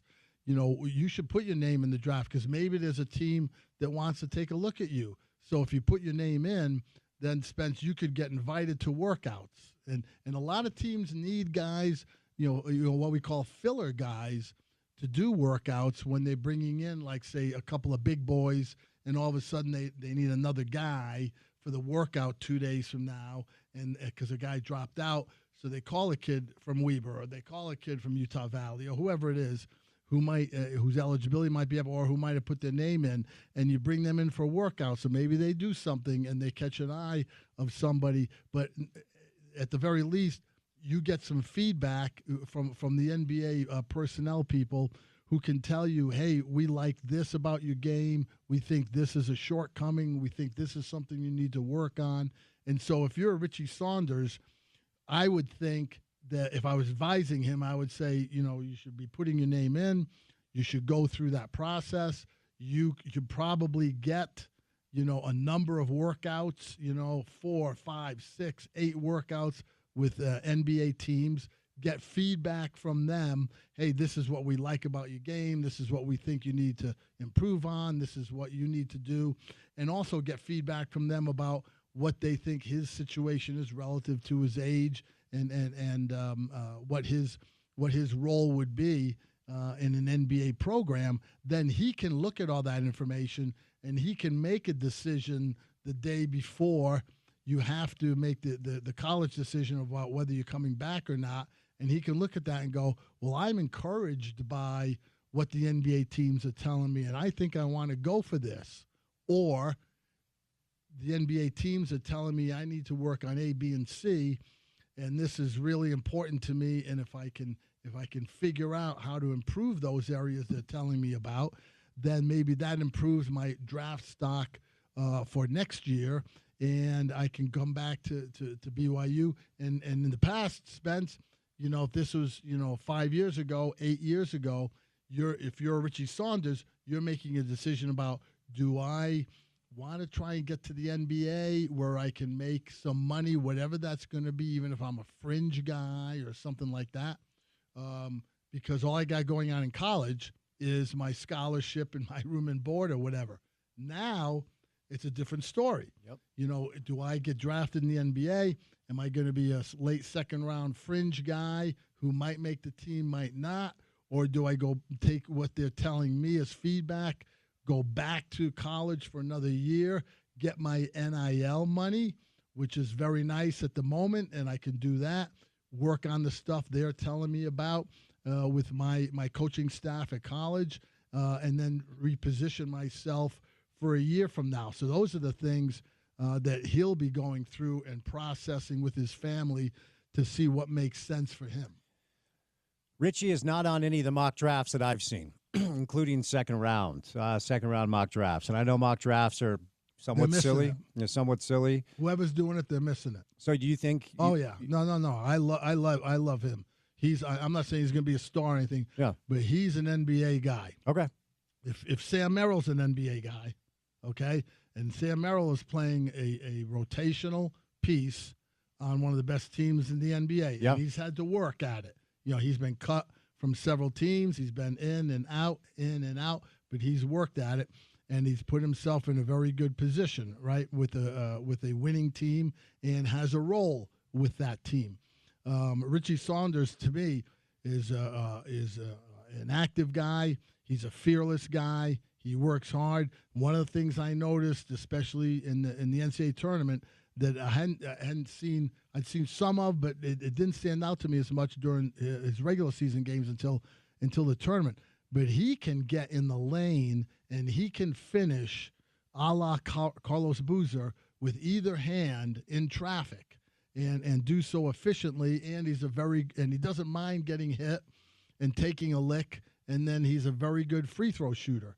and he's also an active defender. So I really like him. The guys who do the mock drafts, whoever they are, I mean, they're those are just guys sitting in their basement, making stuff up, Spence, and while watching cable television every night. But he's a guy who I think if he gets in the draft, if he decides to do something like that, somebody's going to get a surprise if they look at him, if they spend enough time on him. Now, I would say this: the Jazz guys, you don't have to worry about them because they know him. Whether it's starting right at the top, Ryan Smith, who's at most of the BYU games, Danny Ainge, who's at most of the BYU games, so they know him. So they've already got a beat on whether they like him or not, and they see him in a certain role or not. But for someone like him, and I'm not telling him what to do, obviously, but he's someone who, in his situation, you bring up a good point. NBA teams, for whatever reason, which is always, I think is always a little off base, and they don't really pay attention in that regard. But a lot of teams will nick a guy because of his age. And they'll say, well, wait a minute, we got a kid who's 19 or we got a kid who's 23. Richie's 5 years older than Cooper Flag. Yeah, 5 exactly, years. Right. So you look at that and they go, yeah, I don't know, the guy at 23 is probably who he is. But you know what? I would be in the room raising my hand going, yeah, he is who he is, and I like who he is. And I'd put him, I'm not saying necessarily take him in the first round or anything, but I would want a kid like him in my group because of the way he approaches the game and the way he plays on both ends of the floor. Guys like that are guys that are valuable rotation guys for winning NBA programs. And an interesting dynamic, Smitty. So for our listeners, second-round picks are not the salaries are not governed by the rookie scale. First-round picks, there's a scale in place. Slotted in, yes. Right. So there's really no negotiation. I mean, there's a little bit of flexibility, but not much. So in the second round, like for instance, Kyle Filipowski got a nice guaranteed deal where he's making $3 million. Yep. And that's more than even Isaiah Collier. But if we look at former Ute Pele Larson as an example, he signed a 3-year deal with Miami, starting at the rookie minimum of $1.157.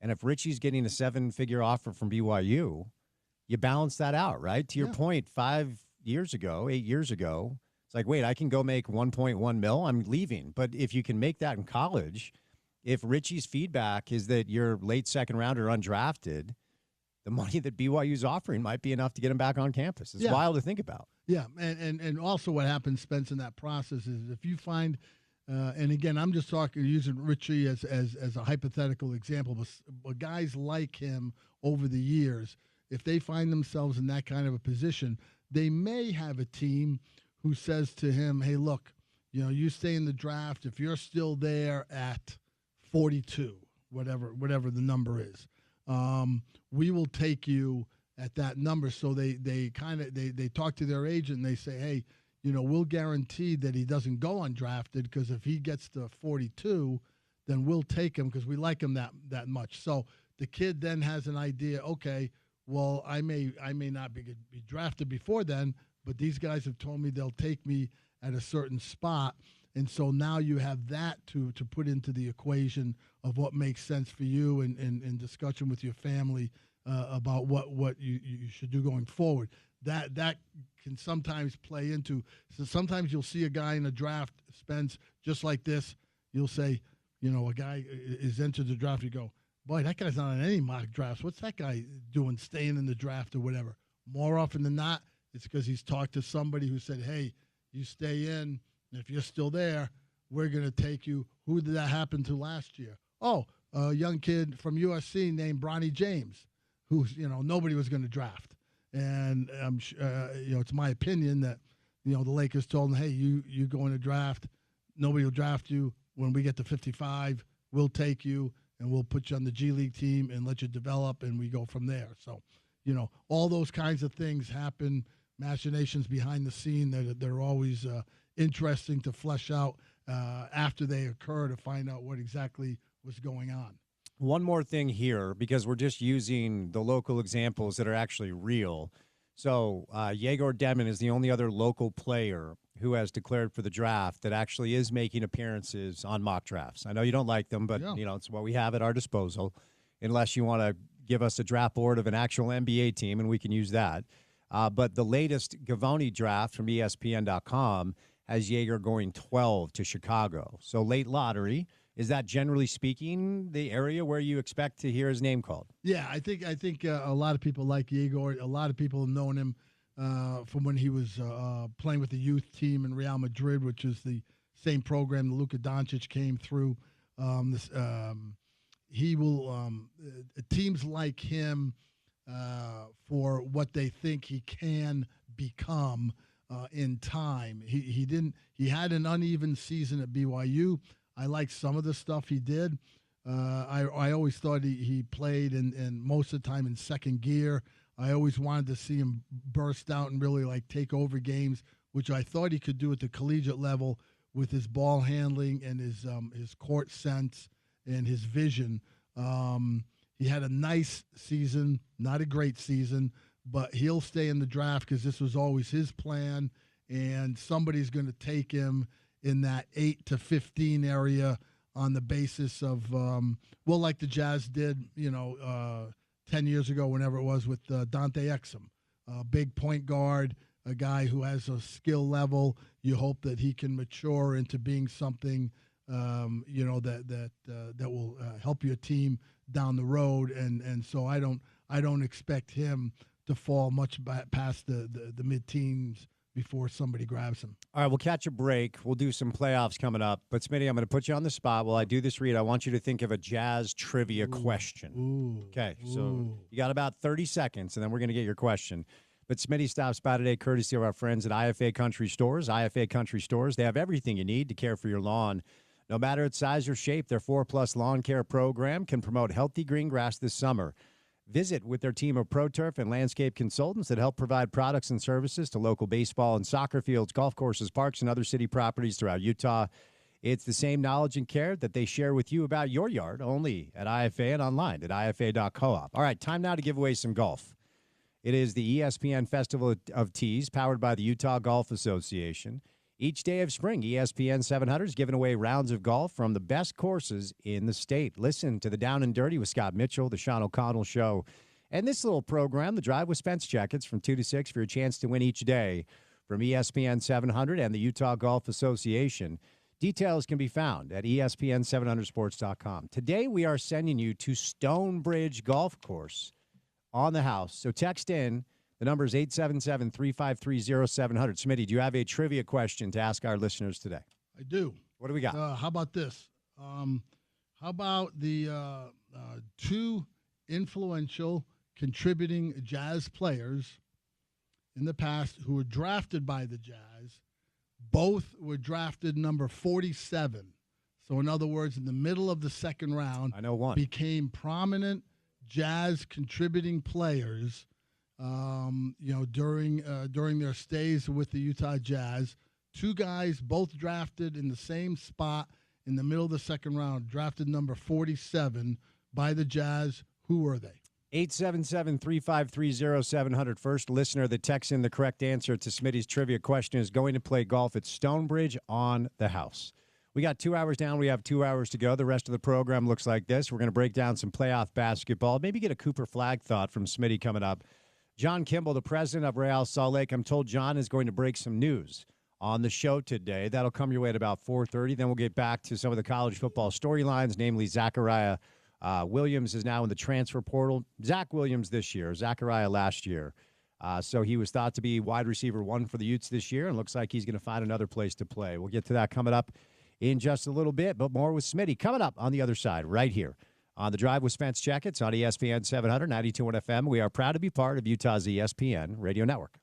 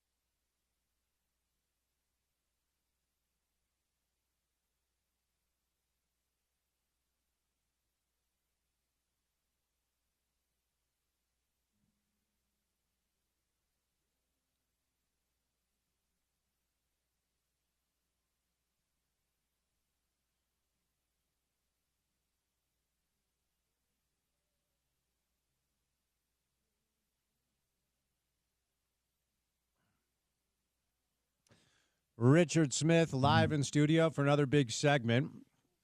John Kimball, the president of Real Salt Lake, will roll through coming up just after 4:30. I'm told John is breaking some news on our radio program today, so that's pretty exciting.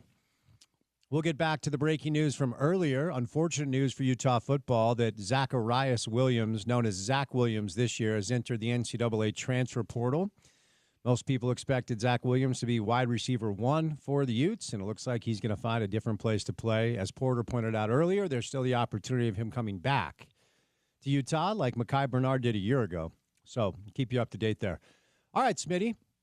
You know, I say this all the time. It's not like some genius basketball take or anything, but star players in the NBA go on the road in the playoffs and they win. You know, they lead their teams to big wins on the road in the postseason. That's what stars do. And last night we had 2 examples of that. We had one example of a young player that, for maybe people that haven't watched the Pistons this year, went, wow, okay, Cade Cunningham's pretty good. He drops 33 at the Garden, had 12 boards. And love Tom Thibodeau, respect him. He knows more about ball than I ever will. But they didn't blitz him until the 4th. And look, OG Anunoby's a great wing defender. So is Josh Hart. So is Mikal Bridges. I get it. You know, guard your man, as Jerry used to say. Guard your bleeping man. But what did you make of watching Cade do that at MSG last night? And what do you make of this Pistons-Knicks series that suddenly is very interesting? Yeah, the Pistons are really playing well at the right time. They've really matured this year. You know, last year, Spence, they won all of 14 games. They had the worst record in the NBA by 5 games. But they had Troy Weaver, a former colleague of mine at the Jazz for several years, was the general manager, the architect of the Detroit Pistons rebuild the last 5 years. That's right. And then he was let go last summer, just before he could see the so-called fruits of his labor.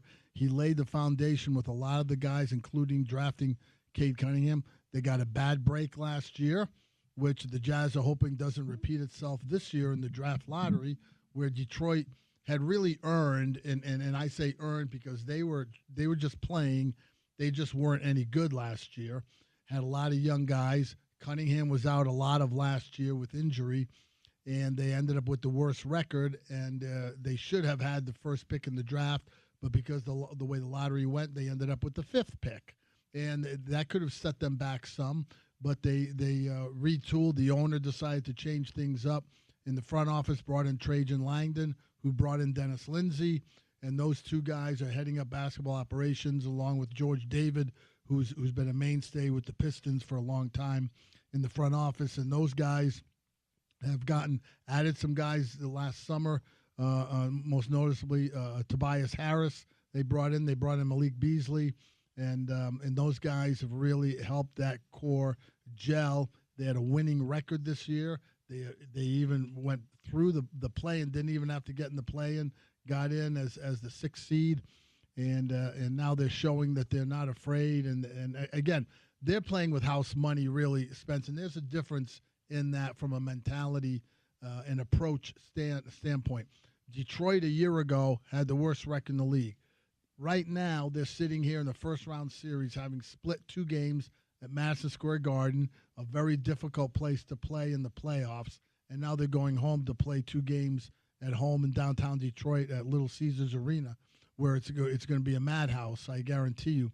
But they're excited because they don't really have anything to lose. They had a winning record. They made the playoffs. They lose to the Knicks in the first round. Everybody around the league goes, yeah, well, okay. And, they're starting to climb back. So that's a different mindset than something like the Knicks, who come into the series with like a big burden on their shoulder, like, hey, you guys better not lose to the Detroit Pistons in the first round. They were the worst team last year. Yeah, so there's going to be some heck to pay if you stumble in that regard, and so they're playing. The Knicks are playing with a little bit of a burden on their backs. The first game could have gone either way. The second game could have gone either way, but the Knicks had that big run in the fourth quarter of game 1 that kind of solidified the game for them. But it should be an interesting series, especially now that there's 2 games in Detroit. Those fans will be there. even if they split those games, now you're 2-2, with at least 2 more to come. So I think it's going to be a lengthy and a fun series to watch because it's a very physical series. Those teams are pushing each other around a lot last night. They were. I wonder what you made of Coach Thibodeau's comments after the game about the free throw discrepancy. Last night, the Knicks 16 of 19 and Detroit 28 of 34. I'm not one that usually believes that the refs are to blame for any outcome, but I understood what he was saying. I mean, there were some pretty rough calls made last night. Cade got to the line 12 times. Although he did say, well, if Cade's going to get to the line, then Jalen should. Jalen got to the line 11 times. That's exactly right. But, I wonder because Tom usually doesn't do that. Yeah. I wonder what you made of that. Yeah, that's a coach in the heat of the moment and speaking to the media whose mindset is all, blown up about, whatever he feels went against him and his group at that moment. When you looked at the numbers, you go, dude, the other guy shot 12 free throws. Your guy shot 11. Yeah. What do you want? And then I'm sure he would start, backtracking and referring to other things. We always had those things in our mind over the years with the Jazz when I was with them, with Coach Sloan especially. We would talk about, free throw disparities. We would talk about Hakeem Olajuwon, traveling 10 times on the low post or whatever, shake, yeah. And when he didn't. But we always thought he did, just because, we were biased and in the lens we were looking at it through. But Jerry was always great because we would say, hey, they shot twice as many free throws. We should send in a thing to the league. And, this is unbelievable. And these were in our closed door, behind closed door meetings. And Jerry would always go, you know what, I don't want to get into it. I don't want to deal with that because I don't want the league on our case. And I also don't want us to have the reputation as being whiners. We just go out and play, and we do the best we can. Well, let's send in a tape that shows this and this, all the things they missed. And Jerry would always say, no, don't send in any tape. I don't want the referees, to hear about it. And then we get the next game, and the referees are giving me the look like, oh, he's sending the tape on us. All right, watch this, And that was always his take on it, and he was right. He goes, nobody cares. Nobody cares except you. Whether you got, you were, got the short end of the stick or whatever. You just got to come and I thought Jalen Brunson was great last night when he was asked about it because he's always been that kind of a stand-up guy, just saying, hey, we just got to play better. And again, it was a tie game with less than a minute to go. Detroit has the ball. Dennis Schroeder puts up a 3. He puts up the 3 as it's leaving his hands. If you're a Knicks fan, you're going, oh, good. Dennis Schroeder's taking a 3. Okay. 100%. Yeah, 100%. And he nails it. Yeah. And so that changes the whole tone of the last 50 seconds of the game, and the Pistons were able to hold on. They get a lot of credit from me for having the lead they had, letting it get away. The Knicks tie it up late in the game in Madison Square Garden. The fans going crazy, and the young Pistons group is able to make a couple plays down the stretch and actually pull the game out. That was a big deal for them, just in their mindset, their mentality that, when those things happen to us, we have a way of being able to deal with it and not let the emotion of the moment get to us. So I thought that was pretty interesting, and I think it's going to make for an interesting series there. Let's move over to the West now. We'll get to the one game that was played last night, preview a couple of games tonight. And I've been talking about this on the show, not just today, Smitty, but maybe for about 6 weeks, where whenever Kawhi's healthy for a long stretch, you're just like, oh yeah, that's right. That's who he is. And LeBron probably for maybe 14, 15 years was the best player in the league. And then the conversation would always be like, all right, who's second? I think Durant was probably the guy for a while, simply with his individual offensive brilliance. But when Kawhi was healthy, I think a lot of people thought Kawhi was probably the second best player in the league and maybe even approaching the potential of being the best player in the league. He has had some unbelievable playoff performances and playoff runs. And the sad reality is no matter what happens with Kawhi the rest of his career, I'll always wonder what could have been. He seemed like the perfect heir apparent to Tim Duncan in San Antonio. He just seemed like a Spur. Right? Popovich found like the next great player. Reports are whether it was his father or people around him or he just wanted to live in L.A. because that's where he's from. I don't know. Year in Toronto, wins the championship. And it's pretty rare you've seen more basketball than I have, but it's pretty rare for me to sit and watch a game and go, this is very special. And what he did last night, 39 points on 19 shots, that's a reminder to a lot of people. That's exactly who this dude is. What do you make of what we saw last night, and what do you think of the Clips-Nuggets series? Yeah, that was a vintage performance by him. One of his better performances of his career. That's not, let's not get overboard on it either, Spence. That's not like a night in, night out thing. I mean, he doesn't go 15 for 19 every night and, all that when he's healthy. He's a very effective player. He was very good last night. He never gets rushed. He always gets to his spot where he wants to go with his length, the size of his hands, because his hands are unbelievably large. He can get his shot over people whenever he wants. He gets to his spots like he did last night, and he had a flow going. And you could see it as it unfolded in the game and that he was comfortable. Obviously, just as you mentioned, the thing about him is that there could have been a lot more right in the heart of his so-called prime between age 29 and 33. He's been hurt most of the time, and he's had the injury thing where for some time he was away from the team, and he had his own guys doing his health rehabilitation stuff, and they weren't sure what was going on, and they thought he was being a malcontent and whatever. But you can see what a team wanted to have and what they saw, could be when he's healthy and he's able to play, because he plays both ends, Spence. He is a tough wing defender, and with his length and also his activity level and his strength, he's a strong guy. He can guard just about anybody you want him to guard in clutch situations. And he's a guy who doesn't get sped up. He's got that calmness about his game.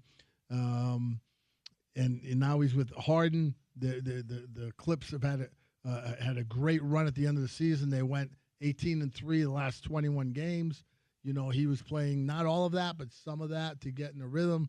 And just think of it. They could have had Paul George, but they coughed up that opportunity.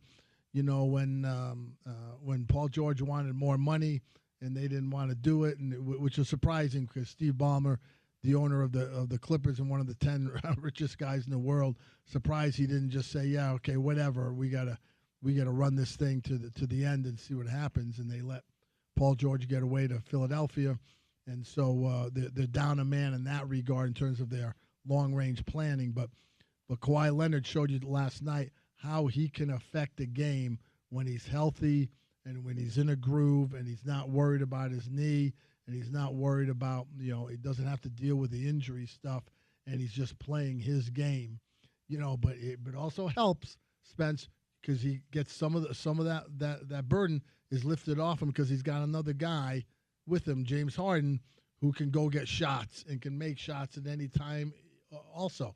So you don't have that burden, like you felt Doncic was having in Dallas before Kyrie Irving got there, where you're doing all the heavy lifting, or LeBron James, when Anthony Davis would be out and he was doing all the heavy lifting. Those guys, that's an interesting series because Denver is trying to keep their group together, with the dismissal of Michael Malone before the end of the season. And, if they fall out in the first round, looking for a new coach, and there could be some other changes coming, if they feel like, we made that move to give our team a jolt and it didn't work because they lost in the first round. And so sometimes owners overreact to that kind of stuff without taking, stepping back and looking at the whole picture of what you got in front of you. And so that's going to be interesting to see how that plays out. Great series to watch, though. We'll end with a couple of games tonight. And before we get to T-Wolves Lakers, Game 1, OKC Memphis, Shea was just fine. And they beat him by 0.5. Have we overthought the West? Should we just is it just time to say that Oklahoma City is clearly the best team out here? Well, I think they were certainly, They ran away with the West is a tough group of teams. A lot of teams could win in the West. And then you look at the season standings and you go, OKC finished like 14 games ahead of everybody else. Not like 2 or 3 or 4 games, Spence. They were like lightning years ahead of everybody else in the win-loss column. And their net was almost 13. It's historic. Yeah, yes. It's the way they're playing is terrific. They've got a good mix of guys. Mark Daigneault and his staff have done a terrific job of getting them to buy into the defensive end and how they have to play in that regard. Obviously, a lot of it goes through SGA, and when he's healthy and he's able to run the floor, run the show like he has been, they are tough to deal with. And I don't think there's going to be another 50-point game. In fact, I think the Grizzlies can make some kind of a series out of it. I don't know, if they win a game. I think they certainly can. They play well at home. They play a little bit differently at home as well. In the playoffs, when the ball usually slows down a little bit, usually the home crowds get into it and pick up the home team. But I think OKC is you have to consider them the favorites to come out of the West because of the way they played all year and the fact that they've got all their guys right now. They're ready to roll. Wonder, penny for the thoughts of Michael Malone and Taylor Jenkins. Yeah, well, those guys are obviously they're in Michael Malone's case, he's a championship level coach. He's done it. He's been through it. Taylor Jenkins did a terrific job with the group he had, especially having to go through all of the Ja Morant stuff. Because that can really tax you and can have an emotional toll on your group. And he was able to navigate all through all that stuff the last couple of years, and they are a very solid team. Probably not as deep as you want to be, but they're a very good team. Those guys being dismissed, I don't know what to say about ownership groups who pull the plug on teams that are winning. Obviously there's other stuff that's going on that they don't like, but those guys will be hired. They'll be snatched up quickly by other teams who realize what they're all about and what they bring to a group as lead coaches. Ironically enough, the second best net in the West belonged to Minnesota this year. So we'll end with a thought on tonight's game between Minnesota and the Los Angeles Lakers. The T-Wolves, of course, were happy to take all of the leftovers from the Utah Jazz after the team was broken down with Rudy Gobert, Mike Conley, Naz Reid, Nickeil Alexander-Walker, and even Joe Ingles on the roster. So Minnesota, it's kind of in a sneaky way. They just have all these big, strong, wing defenders. I'm not anticipating Jaden McDaniels going 11 of 13 again, but Julius Randle offensively is a little bit of a ball stopper, but he is kind of a beast on the perimeter. Ant's a big dude. And they've got good depth. Nickeil Alexander-Walker didn't play much here, but he's played well for them. Dante DiVincenzo, they got in the cat trade. And obviously Naz Reid has stepped in when they go small and Rudy goes to the bench. What do the Lakers do? How do they get back in this? What do you think happens tonight before I set you loose? Well, the main guys for the Lakers, obviously, James and Doncic have to play at an A level, if not A+ level. They don't have enough help around them. They've got what I consider half of a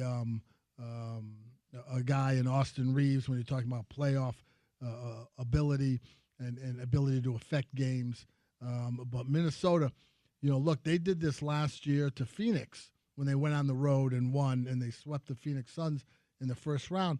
Then they won that big game in Denver in Game 7 last year. Now they go on the road, the first game on the road against the Lakers, and they win on the road in L.A. L.A.'s not a particularly tough place to play because the fans are more there to hang out and be social. They're not, rah-rah, get in your face type of crowds. So it's not a really difficult place for players to play when you're talking about the NBA crowds. But the Lakers have to have their guys, really, and then they have to have a guy that always happens in the playoffs if you have some level of success, Spence, is you have to have one of your rotation guys have a game out of his mind. Of course, Jazz fans remember several years ago with the Clippers when Trey Mann went off, for 37 and shot the lights, had the game of his life.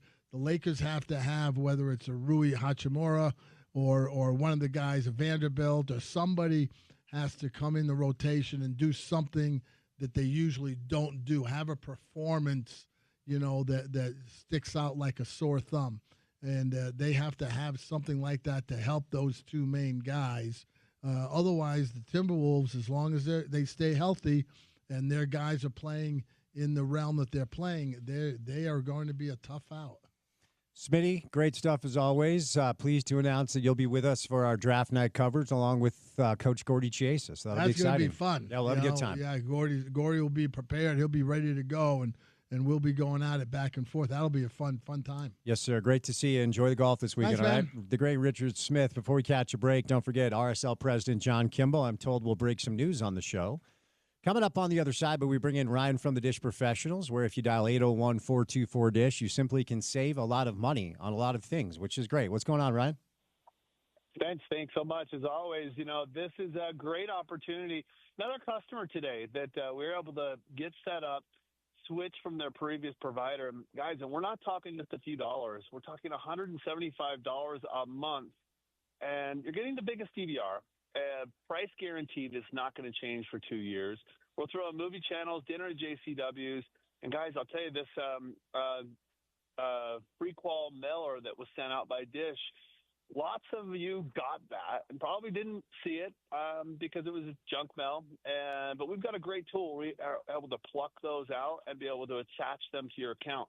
So, listen, if you're getting overcharged, and you know you are, call us today, get upgraded. Lower your bill. We've got half a dozen internet providers from $35 to $50 a month. So if you're paying a ton for internet, we've got fantastic services out there we can set you up with. Save you money there, save you money on satellite, and even on your mobile phone service. Call us, 424-DISH, 801-424-DISH. All right, Smitty stops by today courtesy of our friends at Burt Brothers with over 30 years of experience and nearly 30 locations. Burt Brothers, ASC certified technicians bring expertise and professionalism to every interaction. It's a one-stop shop for reliable repairs and maintenance, from tires and alignments to fluids and brakes. Tax day saving sales in full swing. Buy 3 tires, get 1 free on select Goodyear, Falcon, and Firestone tires, plus get an extra $50 off on purchases over $500 using the Burt Brothers card. Tax day saving sale also includes saving $40 on your Valvoline synthetic oil change. Stop by a Burt Brothers or Tire Busters locations or schedule an appointment today to experience the trusted service that has made Burt Brothers a Utah favorite for over 3 decades. Burt Brothers doing it better since day one. John Kimball joins us coming up on the other side right here on a Tuesday Drive on ESPN 700.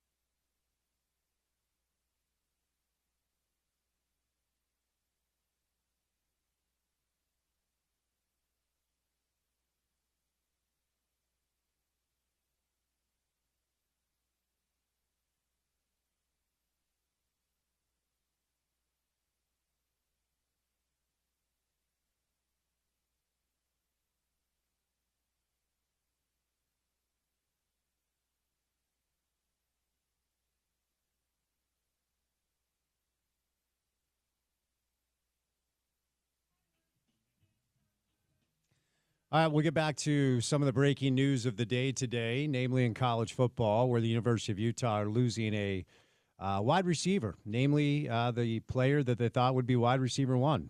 Zachariah Williams is in the transfer portal, known as Zach Williams this year. That is a positional group that has been of concern for the Utes. So if anything else comes down before we say goodnight at 6 o'clock, we'll bring it to you. But RSL, it has been a busy couple of weeks, and it's been a long time since our next guest joins us, but it's always a pleasure to welcome in the president of the club, John Kimball, on this Tuesday afternoon. Johnny, how you doing, man?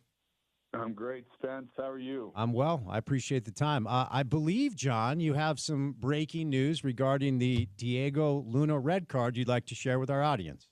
Well, I just have to ask you first, have you ever heard of this happening? I just never thought stuff like this happens. I have not. I will tell you that I have not. And when a source of mine, a cute little birdie, let me know that you guys were appealing the red card, I basically said best of luck. But go ahead. Let's hear it. Yeah, so I think for the first time in sports history, a red card has been rescinded.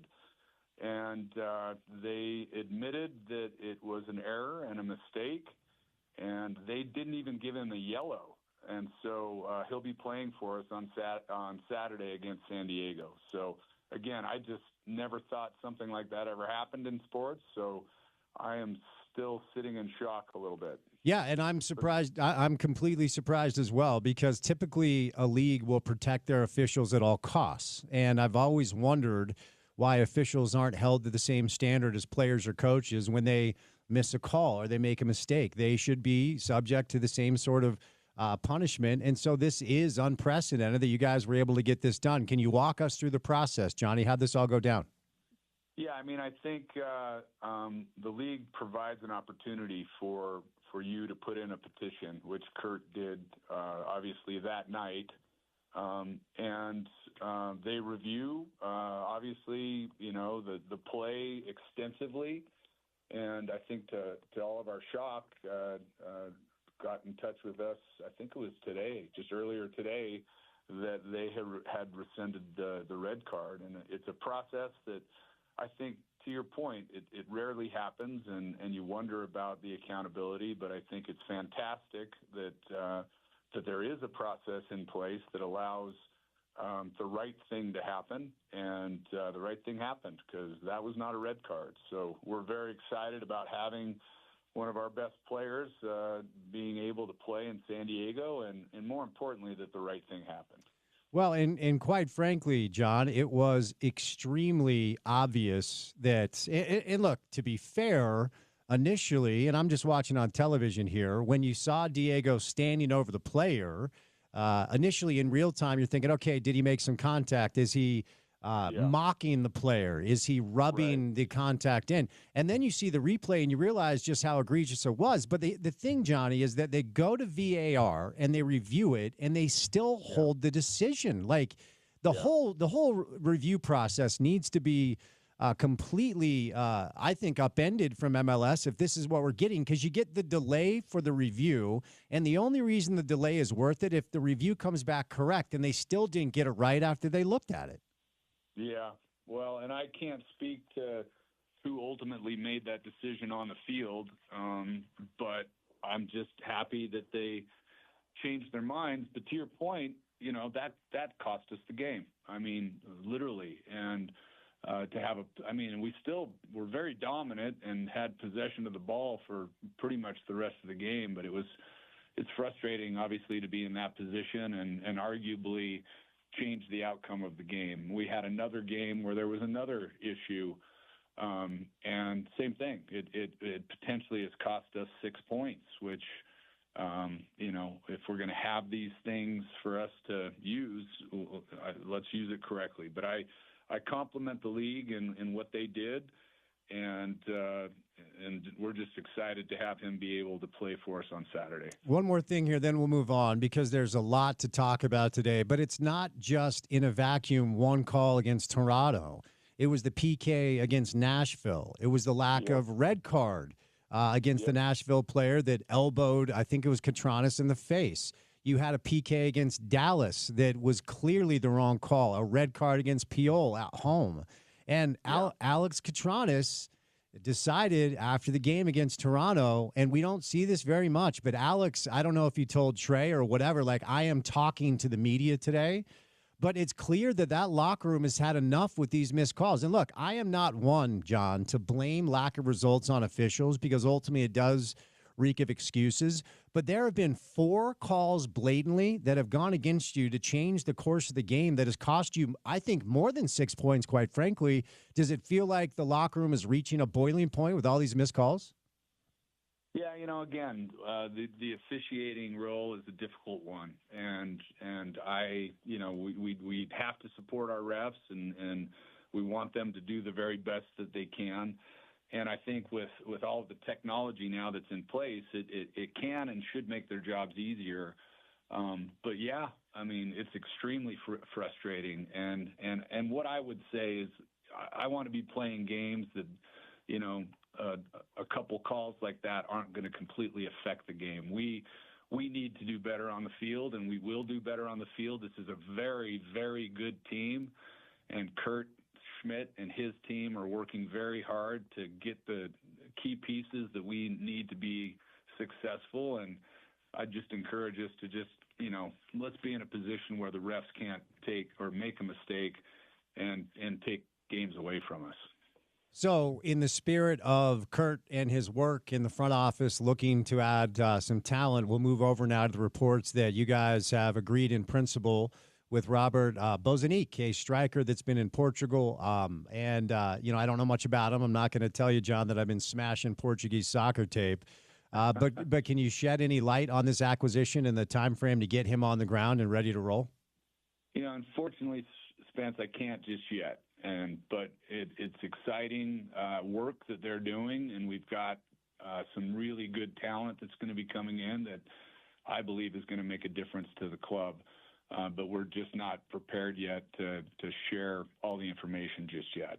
So I will follow up, and even if you can't talk about it, my job is to ask you about it. Outside of Bozanic, the striker, do you anticipate additional players coming in? The transfer portal, Johnny, closes tomorrow. Yes. Kurt's been working very hard, and we've got a lot of different, pots boiling to really address some of the things that we need to focus on as a club. And I know he's been hustling to get some things over the wire, and fingers crossed things are going to happen in the next 24 hours. All right, moving over now to a historic week that took place last week, and it was a fun opportunity for me to go out and sit with the Millers the day before the announcement. I think there were 6 media members there, including people from the Tribune and people from the Deseret News and a couple of TV stations, to listen to Gail and Greg and then Steve Miller and Steve Starks kind of talk about the reimagined approach of the Larry H. Miller Company and Miller Sports and Miller Sports Entertainment. And they walked us through why you guys were the right fit for them at the right time. And it was very illuminating. Then the announcement the next day where Commissioner Garber was in town and, of course, Dave Blitzer was in town as well. So what we've learned is that Ryan and Ashley Smith will exit and they will focus on their downtown project with the Utah Jazz and the Utah Hockey Club. And the Blitzer Group maintains their presence, and Miller Sports Entertainment have taken over the controlling ownership stake of RSL and the Utah Royals. So I want to go back, John, to the beginning of these conversations and share what you can about how this process came to light. Yeah, I mean, first and foremost, I want to say thanks to Ryan Smith and Ashley. And the governor gave a speech at the press conference that I thought was really exceptional. And he talked about how there's very few things that are unifying these days. He joked that politics is the one thing that unifies us all. But really what he was alluding to is that sports is that thing that brings communities together. And he also talked about the high level of ownership of the professional sports teams that we've had in the state of Utah. And I think we're very lucky. There's a lot of owners of clubs and teams across all the leagues that are not great owners. And we have had an opportunity to have solid owners help us build this club all the way from starting with Dave Checketts to where we are today. and Ryan was a part of that, and just appreciative of everything that they're doing, and excited about what they're going to be working on downtown. But really excited about what's happening with the Millers. And as you know, I worked for the Millers for a number of years, and I'm very familiar with them. They're great people. And it just goes back to, the combination that we have in our ownership group of a very engaged local sports family that has run a sports franchise for over 35 years, now stepping in with David Blitzer, who is still massively involved, who gives us that global focus and view, and with the Millers and who they are here locally, with the timing of everything, with World Cup and everything that's going to be happening, that's going to affect our sport, our club in the United States. It's just a fantastic time, and I think it's just a perfect time for them to get involved, and we're very bullish about where things are going. So can you shed a little light on how this Blitzer-Miller partnership will kind of unfold? I asked Steve Starks this when we had a chance to sit with them. With the Blitzer umbrella, I want to say it's 8 clubs internationally that they own. And, of course, Dave Blitzer, I believe, is the only owner in sports with a footprint in pro football, in pro hockey, and pro basketball, and his bevy of interest with the World's Game, which, of course, is soccer. So I would imagine there's a lot of synergies for the Blitzer group to stay involved on the soccer side of things, and the Millers, with their local interest, kind of running the business side. Is the line that clear, John, or how's that going to work? Yeah, no, you described it perfectly. Scott Crace, who has been my boss, who I've been reporting to, is still going to be involved. Scott runs David's family office called Bolt out of New York, and he'll still be involved, still working with Kurt and his team, advising, and then helping, with those 8 international clubs and the connections and the opportunities that we have with the Blitzer group internationally. And then the Millers are obviously, with their experience and with Steve Starks and Michelle Smith, we're going to be focused primarily on the business side. And that, quite honestly, is just a fantastic combination. And it, like to your point earlier, came together very quickly. But I know that David has worked with the Millers and knows them from the NBA and is very comfortable with them. And once the ball got rolling, it rolled extremely fast because everything came together very quickly, and these, it's just two groups of people that are just fantastic to work with. So a lot of the conversations we've had on the show regarding the transfer portal and additions and talent additions for Pablo and his group, I've asked Kurt, Jason, Tony, Pablo, everybody who joins the show, is the holdup as far as the lack of signings go, does it have to do with the ownership transition? And they all said no. But the Bozanique signing was broke. The news was broke about the Bozanique signing about 2 hours after the Millers were announced as the new primary owners. Is that just a coincidence, John, or were you guys waiting for the ownership transition to take place to get this player in? That's the unique thing about the Miller Group and Steve Starks is just, the focus when this conversation started was we just need to stay focused on our club and keep working, keep our heads down, and do not let this affect business. So while it is certainly exciting news that we're making some moves, I know Kurt has just been hustling for the last couple of weeks to get prepared to make some of these moves happen to help aid our team. So I would tell you that, the timing is perfect for that. But the reality is Kurt's been working on this stuff for a long time. So it's also interesting to consider everything that the Millers have on their horizon, excuse me, with the potential of bringing Major League Baseball here. And, John, it's really ironic and interesting. You know where my studio is, and if I turn my chair like I'm doing right now for our viewers on YouTube, and I look to the south, there is a vacant parking lot where a soccer stadium should have been built. Right. So it was not. It was built out in Sandy. And I just wonder if the plan moving forward is to give that stadium out there a little love and touch it up, or is there a long-term potential vision where soccer will be played in the capital city like we always intended it to be? Yeah, I know. As you mentioned, the Millers are very bullish about their opportunity with Major League Baseball, and I know that plan, is very much in play, and they're working very hard towards that. Our focus right now is Sandy and where we are now, and we've got a beautiful building with great bones, and the reality is that the Millers have committed to investment and doing what we need to do to get this building top-notch. And again, I think the timing is just amazing and perfect. Timing with World Cup and everything that's going to be happening with this sport.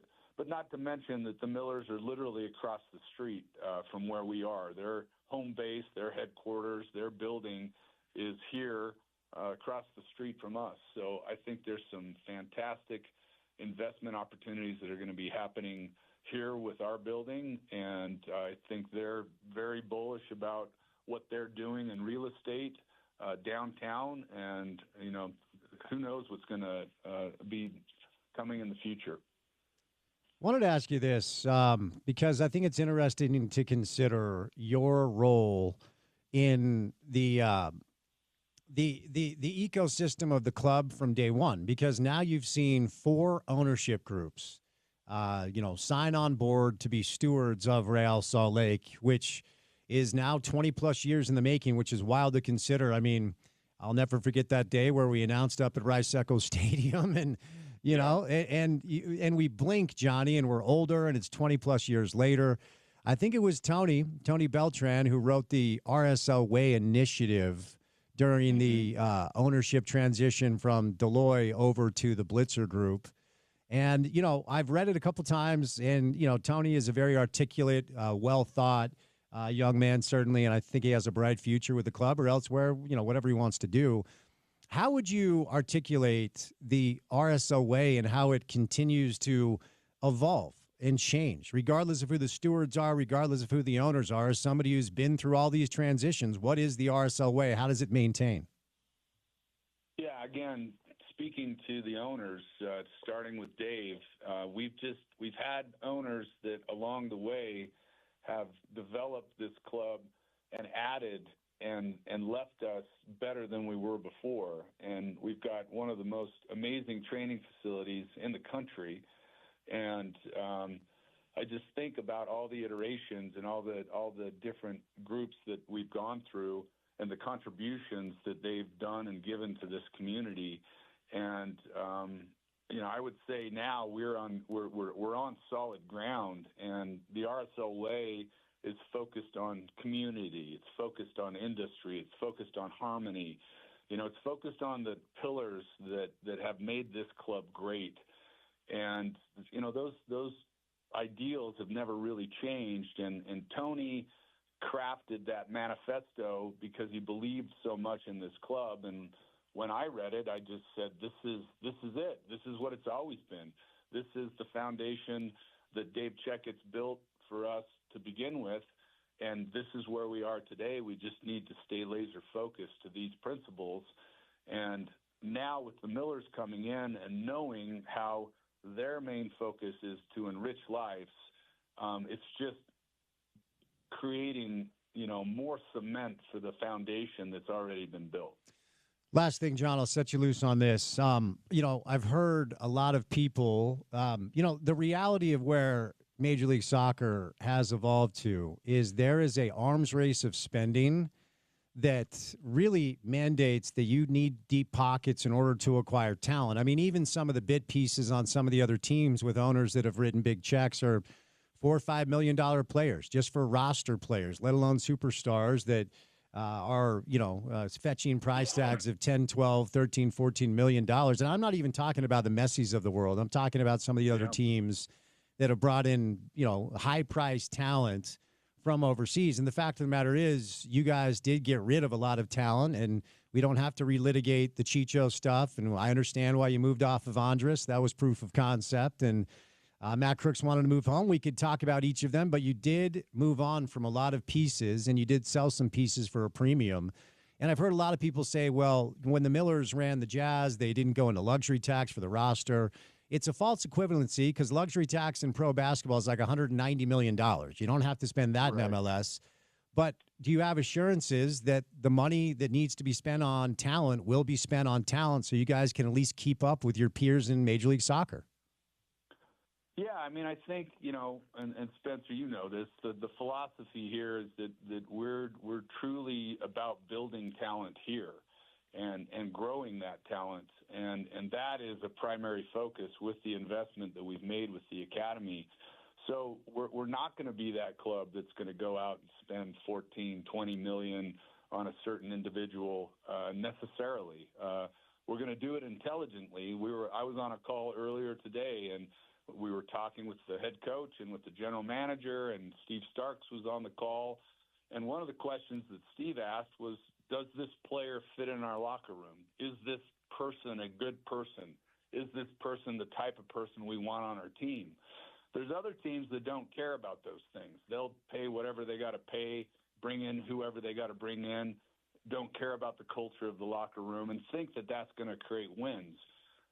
Arguably, we've been in the playoffs for the last 5 years, and I believe, have a team that within a year or this year or next year is going to be competing, for championships. And that's because we're very intentional about who we bring into the locker room and how we move back and forth. So I hate to disappoint fans that expect us to go and spend massive amounts of money to bring in superstars. That's just not our club's culture or our focus. We're more focused and truly believe that we can build teams that can beat those teams. And ironically, we are that team that nobody wants to play because they don't know what's going to happen when they play us. So I believe that our mantra and the way that we're building our organization and our club is going to result in championships, and it's different than going out and spending a lot of money to bring in those type of players. Sounds like, Johnny, you're saying that maybe the team is the star. Hey, that's right. Jason Christ. Follow-up, does fortune favor the bold? Now you're just on a run. Yeah. All right, man. Thanks for the time today. Great news. I was not anticipating this, but it'll be great to have Diego against San Diego this weekend. Johnny, thanks for the time, bud. Thanks, Spence. Great to chat with you. John Kimball, president of Real Salt Lake. Breaking news, the independent review panel has approved RSL's appeal of the Diego Luna red card. Did not even hand out a yellow. So Diego will be available to play in the match coming up this weekend against San Diego FC. That is a 5:30 local kick. It is on MLS Season Pass on Apple TV. All right, we'll catch a break. 3 hours down, 1 hour to go. Coming up on the other side, not great news for the Utah football program. We'll tell you what it is. Don't go anywhere on this Tuesday afternoon. Keep it right here on The Drive with Spence Checketts on ESPN 700, 92.1 FM. We are proud to be part of Utah's ESPN radio network.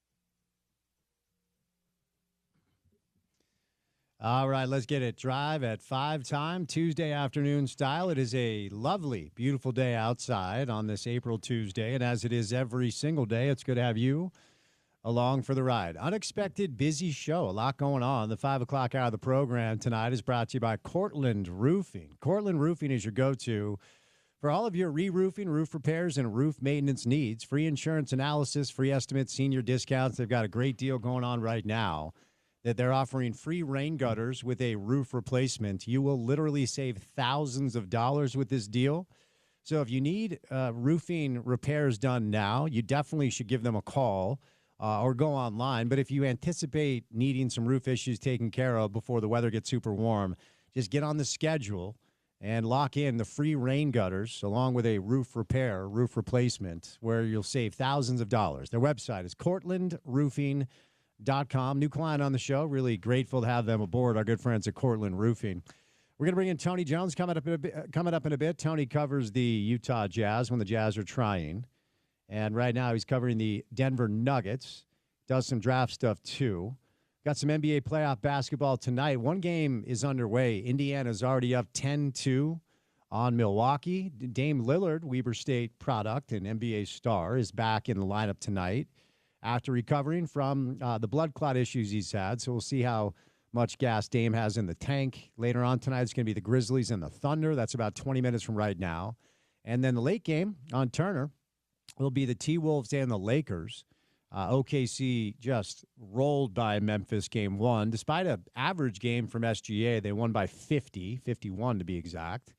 Then the Timberwolves took care of the Lakers pretty easily in game one. We'll see if LA can get back and get even.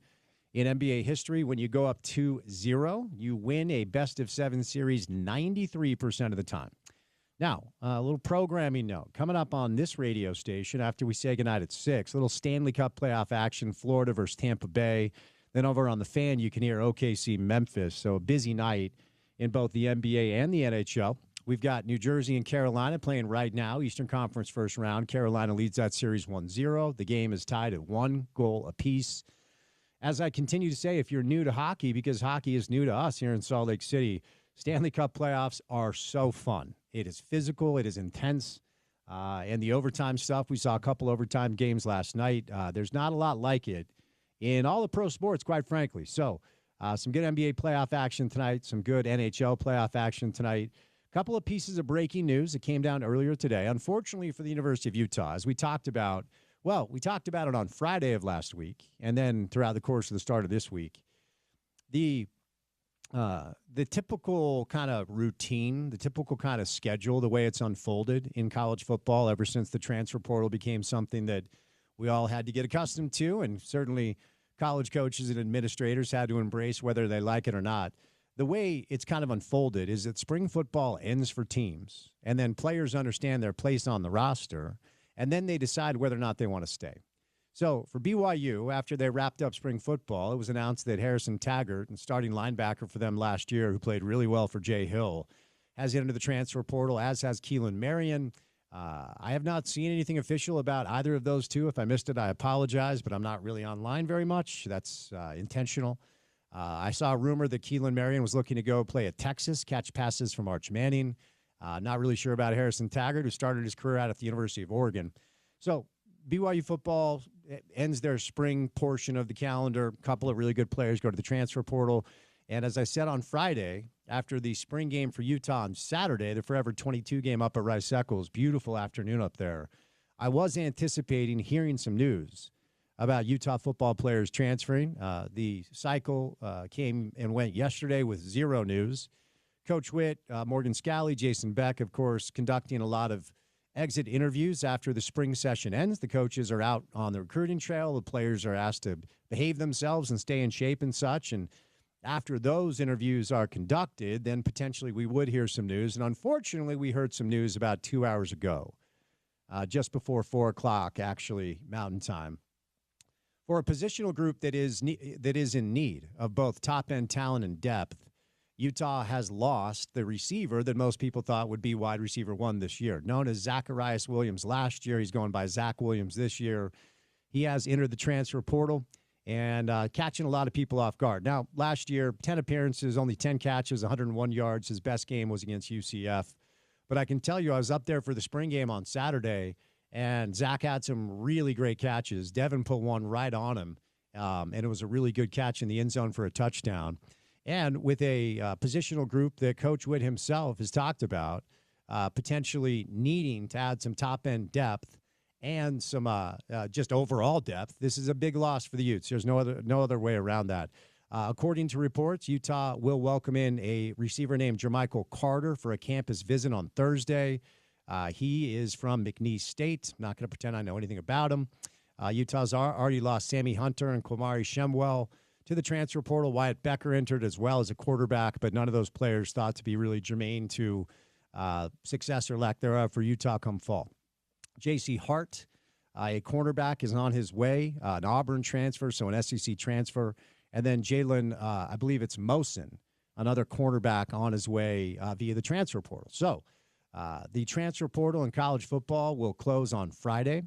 And hopefully prior to the transfer window closing, we'll hear some news about the Utah football program adding at least one, if not more, wide receiving options. I'm sure they're scrambling up there a little bit. I'm sure they're caught off guard. I talked to a number of coaches at the spring game on Saturday, and they all basically said the same thing, that they're not anticipating any transfers entering the portal this week that would make much of a difference, I guess is how I'll say that. But Zach does. He's one of the more talented wideouts that they have.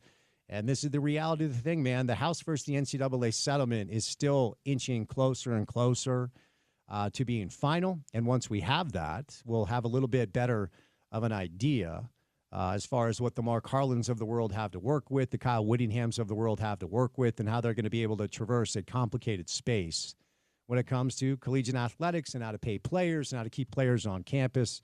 So that's the tough news that came down earlier today, that Zachariah Williams is in the transfer portal. Other piece of news that came down today, a little bit surprising. Last week, RSL welcomed in Toronto to America First Field in Sandy, and their young star Diego Luna was shown a red card that was beyond silly and beyond dumb. RSL went through the appeals process, and that appeal was approved about 2 hours ago. So Diego Luna's red card has been rescinded, and he will be available to play coming up against San Diego on Saturday. So some good news for RSL fans, some rough news, unfortunately, for Utah football fans. So there you go. A lot of random pieces of breaking news on the program today that we're not expecting. That's the fun part about this job, though. All right, coming up on the other side, we will talk some Jazz basketball. We'll talk some NBA draft. We'll talk some Cooper Flag. We'll talk some Utah and some BYU transfer portal on the college basketball side of things. And then we'll talk a little Nuggets clips, a really good game last night. Kawhi Leonard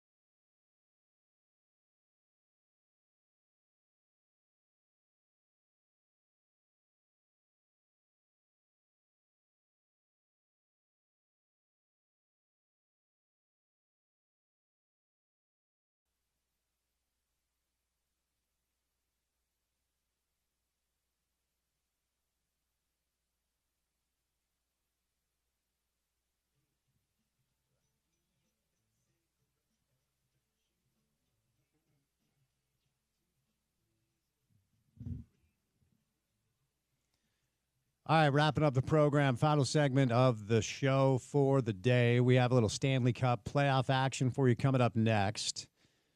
Florida, Tampa Bay. And then if you're looking for a little NBA, the Fan has OKC taking on Memphis. So fun night tonight of NBA playoff action, NHL playoff action as well. Bucks Pacers on NBA TV right now. Grizzlies Thunder on Turner Sports. And then the T-Wolves taking on the Lakers as well. So if you are not watching the NHL playoffs, I would encourage you to. 4 games tonight. Devils, Hurricanes, Senators, Maple Leafs, Panthers, Lightning, Wild, Golden Knights. So some fun night of playoff action, which is the great thing about the spring. It's why I've always loved the spring. And I will say I miss playoff basketball in Salt Lake. It has been 3 years since that building downtown has had playoff basketball in it. Hopefully at some point that will change, some point sooner rather than later. Next date for Jazz fans that is of interest is May the 12th, where we will find out where the Jazz will select. And then, of course, June the 25th is NBA draft night. We will be out and about, it looks like, for the NBA draft. It's myself, it's Richard Smith, it's Gordy Chiesa, and hoping for a cameo from the voice himself, Bill Riley, the voice of the Utes. We'll have to see how that goes. Of course, news today, Zachariah Williams is in the transfer portal, known as Zach Williams this year. A lot of people thought he would be Utah's wide receiver 1.